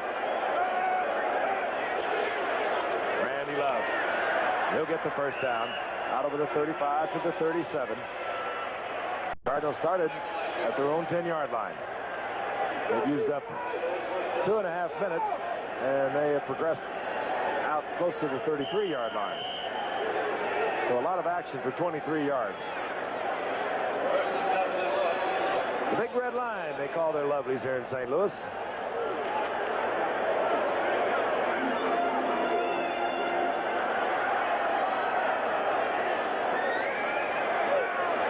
Lomax looks it over as though he's changing it off. And he does, and he has movement in the backfield. Didn't work. It was Randy Love who got the automatic a little late. He was moving. That meant two men were moving at the same time. And that'll be 5 yards. We haven't had that penalty tonight, I don't think. So that's in motion. Haven't had face mask. Illegal motion, number 40. Two men moving at the same time. Penalty declined, second down. That only works in Canada. That is funny to watch a Canadian game. They all start running out there, I think, and saying, man, there's motion. They're moving. Get a head start. Well, with all our new rules to improve pass, at times we look a little like Canada in Canadian football. Giants declined that penalty, showing utter disdain for St. Louis's offense. They're getting concerned about time now. Lomax. Picked off. Mark Haynes has it. Went the wrong way. Yeah, I think. Still going the wrong way. Yeah. That's really not a very good defensive play by a good defensive player, and some flags are going to fall. Mark Haynes stepped in front of the intended receiver, which was Rory Green. And the Giants get the football back, and the flag is down. The ball was underthrown to begin with. He had some time to throw, just underthrew the ball. Had an open man. Tilly. Yeah. We'll have the assessment against the Cardinals. That looked like a face mask call. That's the one we haven't had. Maybe a little roughing. 5-yard face mask foul. Okay. Number 64. First down. He's got to be getting tired, too. Randy Clark. The St. Louis Cardinals, face mask. If Haynes would have just turned around and ran right upfield, he could have given him excellent field position. Not that the 38 is bad field position. 4:13 remaining in overtime. If they play it throughout the fifth quarter, it will go in the record book as a tie. Missler out over the 45, close to the 47, short of the first down by a couple. Bob Harris there defensively for St. Louis. Pass complete to number 85, John Missler, another guy with the nickname Polygrip. Polygrip. Cardinals defense has been on that football field a long time tonight. Second down, a little less than 2. Carpenter gets the first down. There's your first down. Carpenter on the ball carrier. Giants have one timeout. With 3 minutes and 27 seconds to go. The ball in midfield, but they have Ali Haji Sheikh. And I'm sure they're trying to get it down there somewhere where Ali can be kicking from inside the 40. At their own 49. Bofa blanked out top of your screen. Gray to the left. Missler in motion. And dropped. Nope. Missler had it in the hands, and he did not hold on. Oh, that could have. Nobody's perfect. Second and 10 New York. Didn't look like Landry on the sideline, huh? Maybe that's why Tom calls plays. Ali. Well, Ali's streak of field goal attempt was broken by a 66-yard attempt, wasn't it? Oh, he's not happy about that, I'm sure. Settled at 14. He's not happy that they had tried it from 66. They put an asterisk on that. Second down and 10. Rutledge. No catch. Curtis Gray tried to dive and get it. I'll tell you, watching this, I understand, coaches.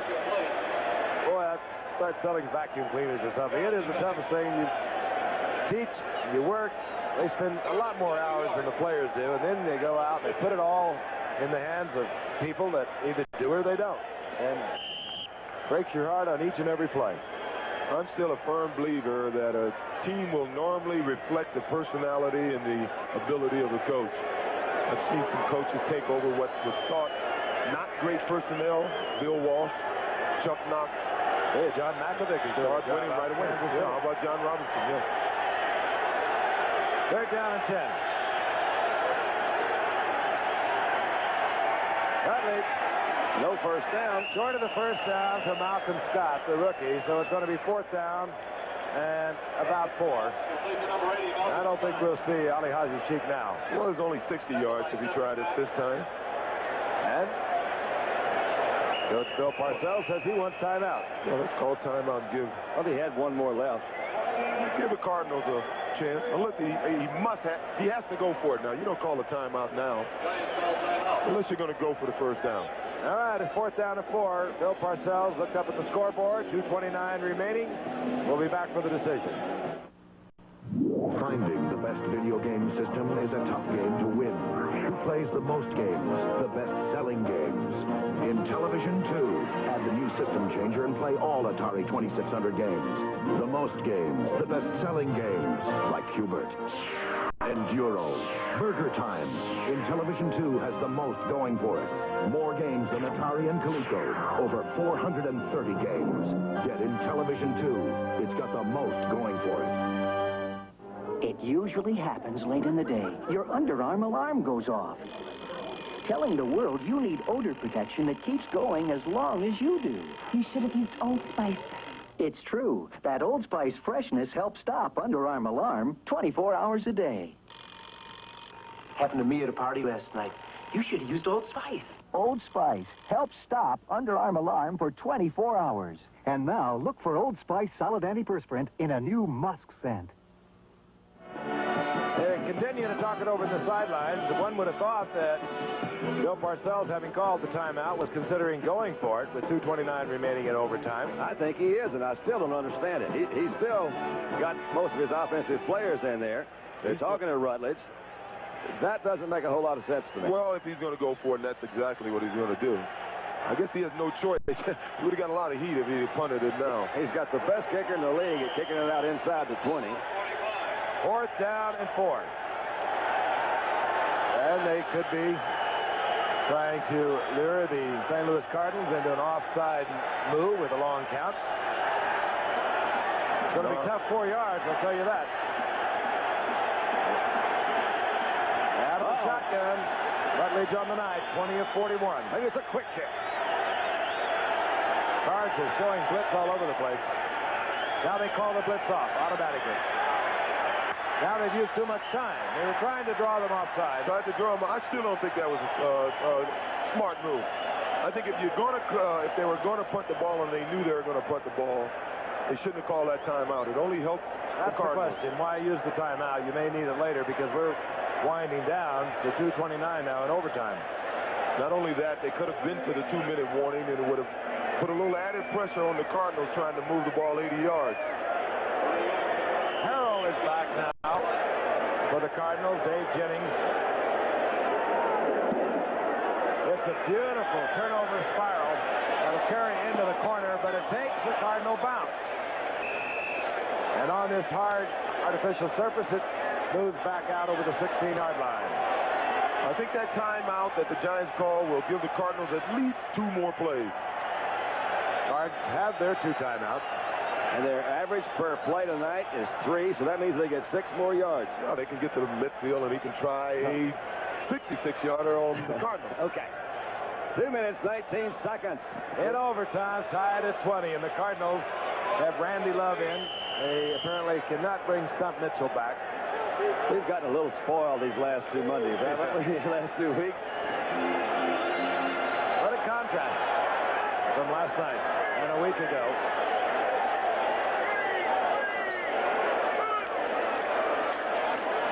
This is Randy Love. Randy Love finds a big opening on the right side, and he works it out for 8 yards to the 25-yard line. Stump Mitchell, he put on quite a show tonight, considering, you said before, he was in tremendous pain with a very sore toe. If the Cardinals wanted to get that playoff, they sure were casual about it.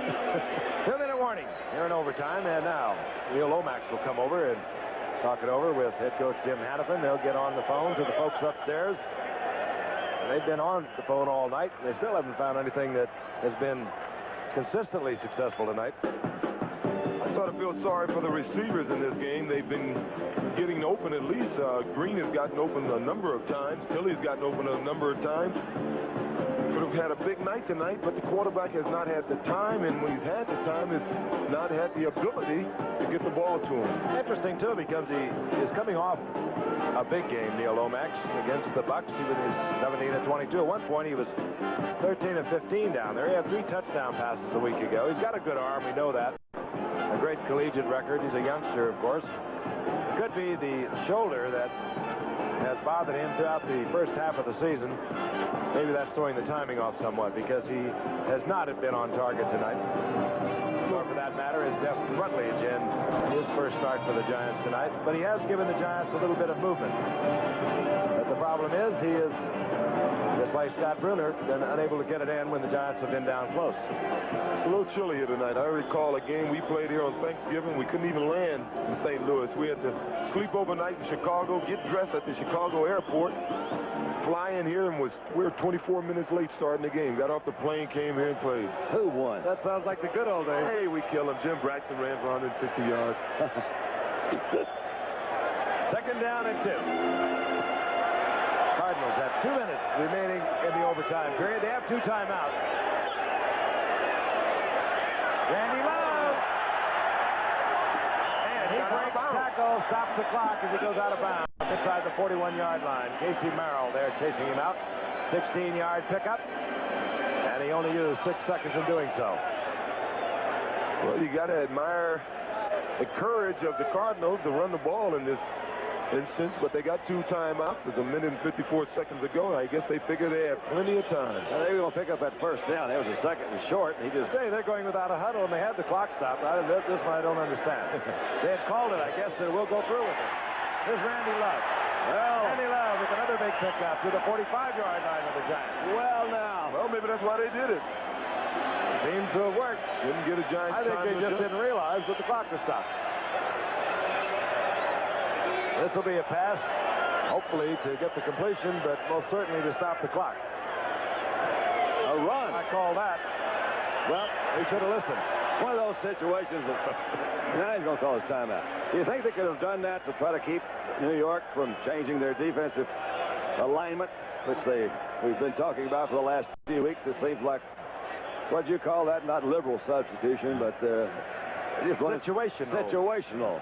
Is the new term in the NFL. I like to think that's why they did it, but I'm not so sure.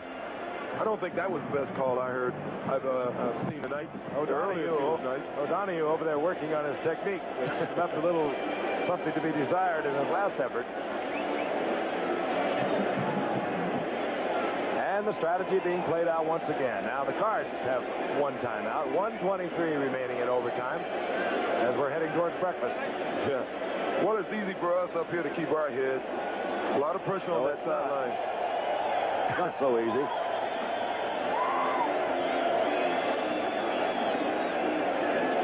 Second down and 11.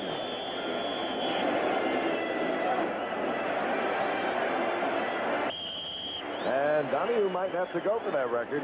The Cardinals are going to win this tonight. Actually picked up 3 first downs here in rather convincing fashion. And they're doing with Randy Love. 1:23 remaining in overtime. One timeout for the Cardinals. Pat Tilley. And Tilley gets the first down, gets out of bounds, stops the clock, and the Cards are in what could be construed as field goal position right now. I would think so. Mike Dennis again was the defender. Got to give Tilley a little ground. Yeah, he had to because they had a safety blitz on. He had no help until he got by him. Tilley wants to either get a glove off or he's jammed a finger. I think he's jammed a finger. First down and 10. The ball at the 34-yard line of the Giants.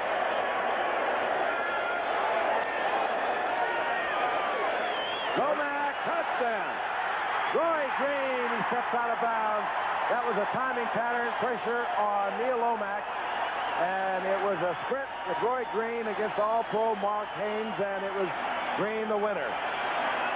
Well, I think we may have us a winner. C-43 coming up there, safety blitz. Haynes is out there all by himself. He has a lot of pressure on him. He can't let him catch the ball in front of him, put him in better field goal range, and he can't get beat deep because the game looks like it just may be over in a matter of seconds. They have been here before, as I recall.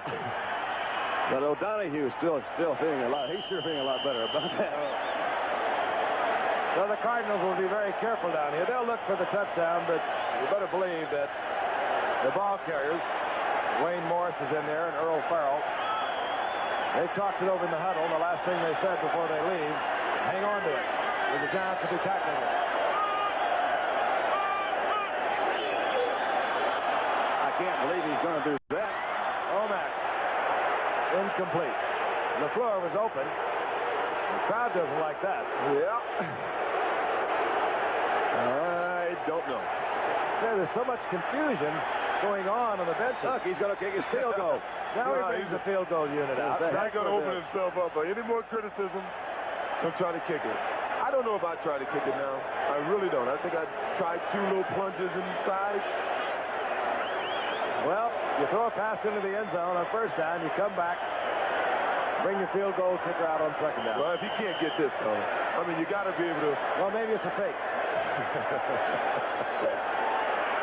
19-yard attempt. Neil O'Donohue. Oh, he missed it. I can't believe it. O'Donohue has missed from 19 yards. I tell you, I'd have went, well, forget what I'd have done. The Giants will get the ball back at the 20-yard line. 1:03 remaining in overtime. The Giants have no timeouts. We've seen some bizarre happenings tonight. Oh, man. We have seen 2 sure touchdown passes dropped in regulation play. He was playing a hook shot. The hold was perfect. It's hard to have a bad hold. It's hard to miss that one, too. I still think they should add 2 plunges in the middle. You don't get the ball down there, and could have got a field goal block. And for the Giants now, they are certainly aware they can't stop the clock. They've got to think big, and they've got to think fast. You want to be conservative, why don't you quarterback sneak it twice? That's right. Jeff Rutledge, his first start for the Giants. And it's been a long night. Rutledge gets hammered once again as he tries to get the ball to Ernest Gray. I'll tell you, Rutledge will be sore tomorrow. A warm bath in the morning. He'll be the first guy in the locker room. And the last guy out. Where's that whirlpool? Ooh, he's shaking his head. He was really shaken up with that one. Here's what happened to O'Donohue after he missed. He didn't get much sympathy from Benny Perrin, the holder. Well, let's see if we can find him on the sideline. And here's Bill Parcells when he saw it was missed. Safe. All right, Bill. Second down and 10.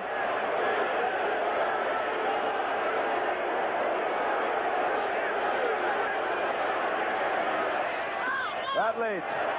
Intercepted. Donohue's going to get another chance. It's Lionel Washington. And Washington is going to give Donohue another opportunity. I don't believe what's happening. That leads to into double coverage. Lionel Washington, the nickelback, was back there floating free, picked it off, and returned it, and brought it all the way back close to the 25-yard line. A 29-yard return. And O'Donohue can put the razor away. Well, Lionel Washington, he sets out on a long trip.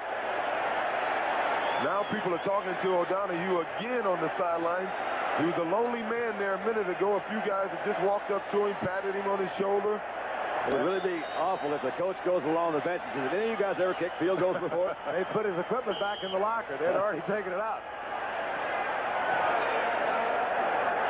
One timeout. That's a key item also because Neil Lomax, and I'm sure he'd like to, would get it in closer for O'Donohue. Like into the end zone. Get a little run up the middle. 20 left. They're not going very far that way. No, sir. Nice going, Lionel. Washington. Huh? Fourth-round draft pick. The rookie out of Tulane has given the Cardinals breathing room here for a moment. Hey, we got it. We have a Cardinal that's down. That's Terry Steve, I'm afraid. The coach probably is thinking, why didn't you get off the field before you fell down? So we can run the clock down. Hopefully he wouldn't think that. Terry Steve is the injured Cardinal. And O'Donohue will get even more time to think about it. And well, usually they throw one in the end zone before they let Donohue come out and kick. I think Steve's all right. I hope so.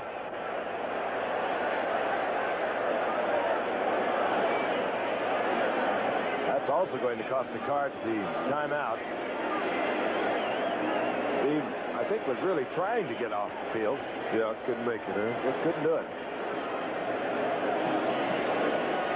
So now, that changes the strategy for the Cards. He says, let's go for it right now. And out comes Neil O'Donohue. With a warm welcome from the hometown fans. Oh, he better not miss this one. They are a little fickle, aren't they? If he makes it, let's watch him. It's going to be about a 43-yard effort. And Benny Perrin, the holder, Randy Clark, the center.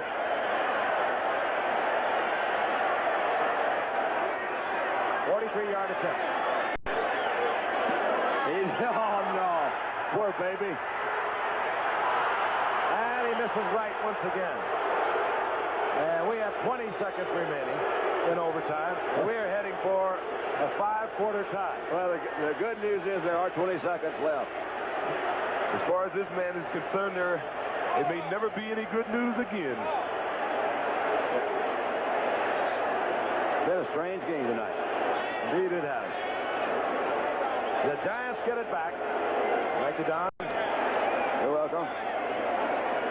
Well, Don, you said neither team deserved to win. Well, they really did. This was not one of the better games. And I'm sure the Giants and Cardinals both feel that way, too. It was kind of a raggedly played ball game. They can't even get a first out of this because, as I mentioned earlier, Green Bay and Baltimore have already done it. They went 5 quarters.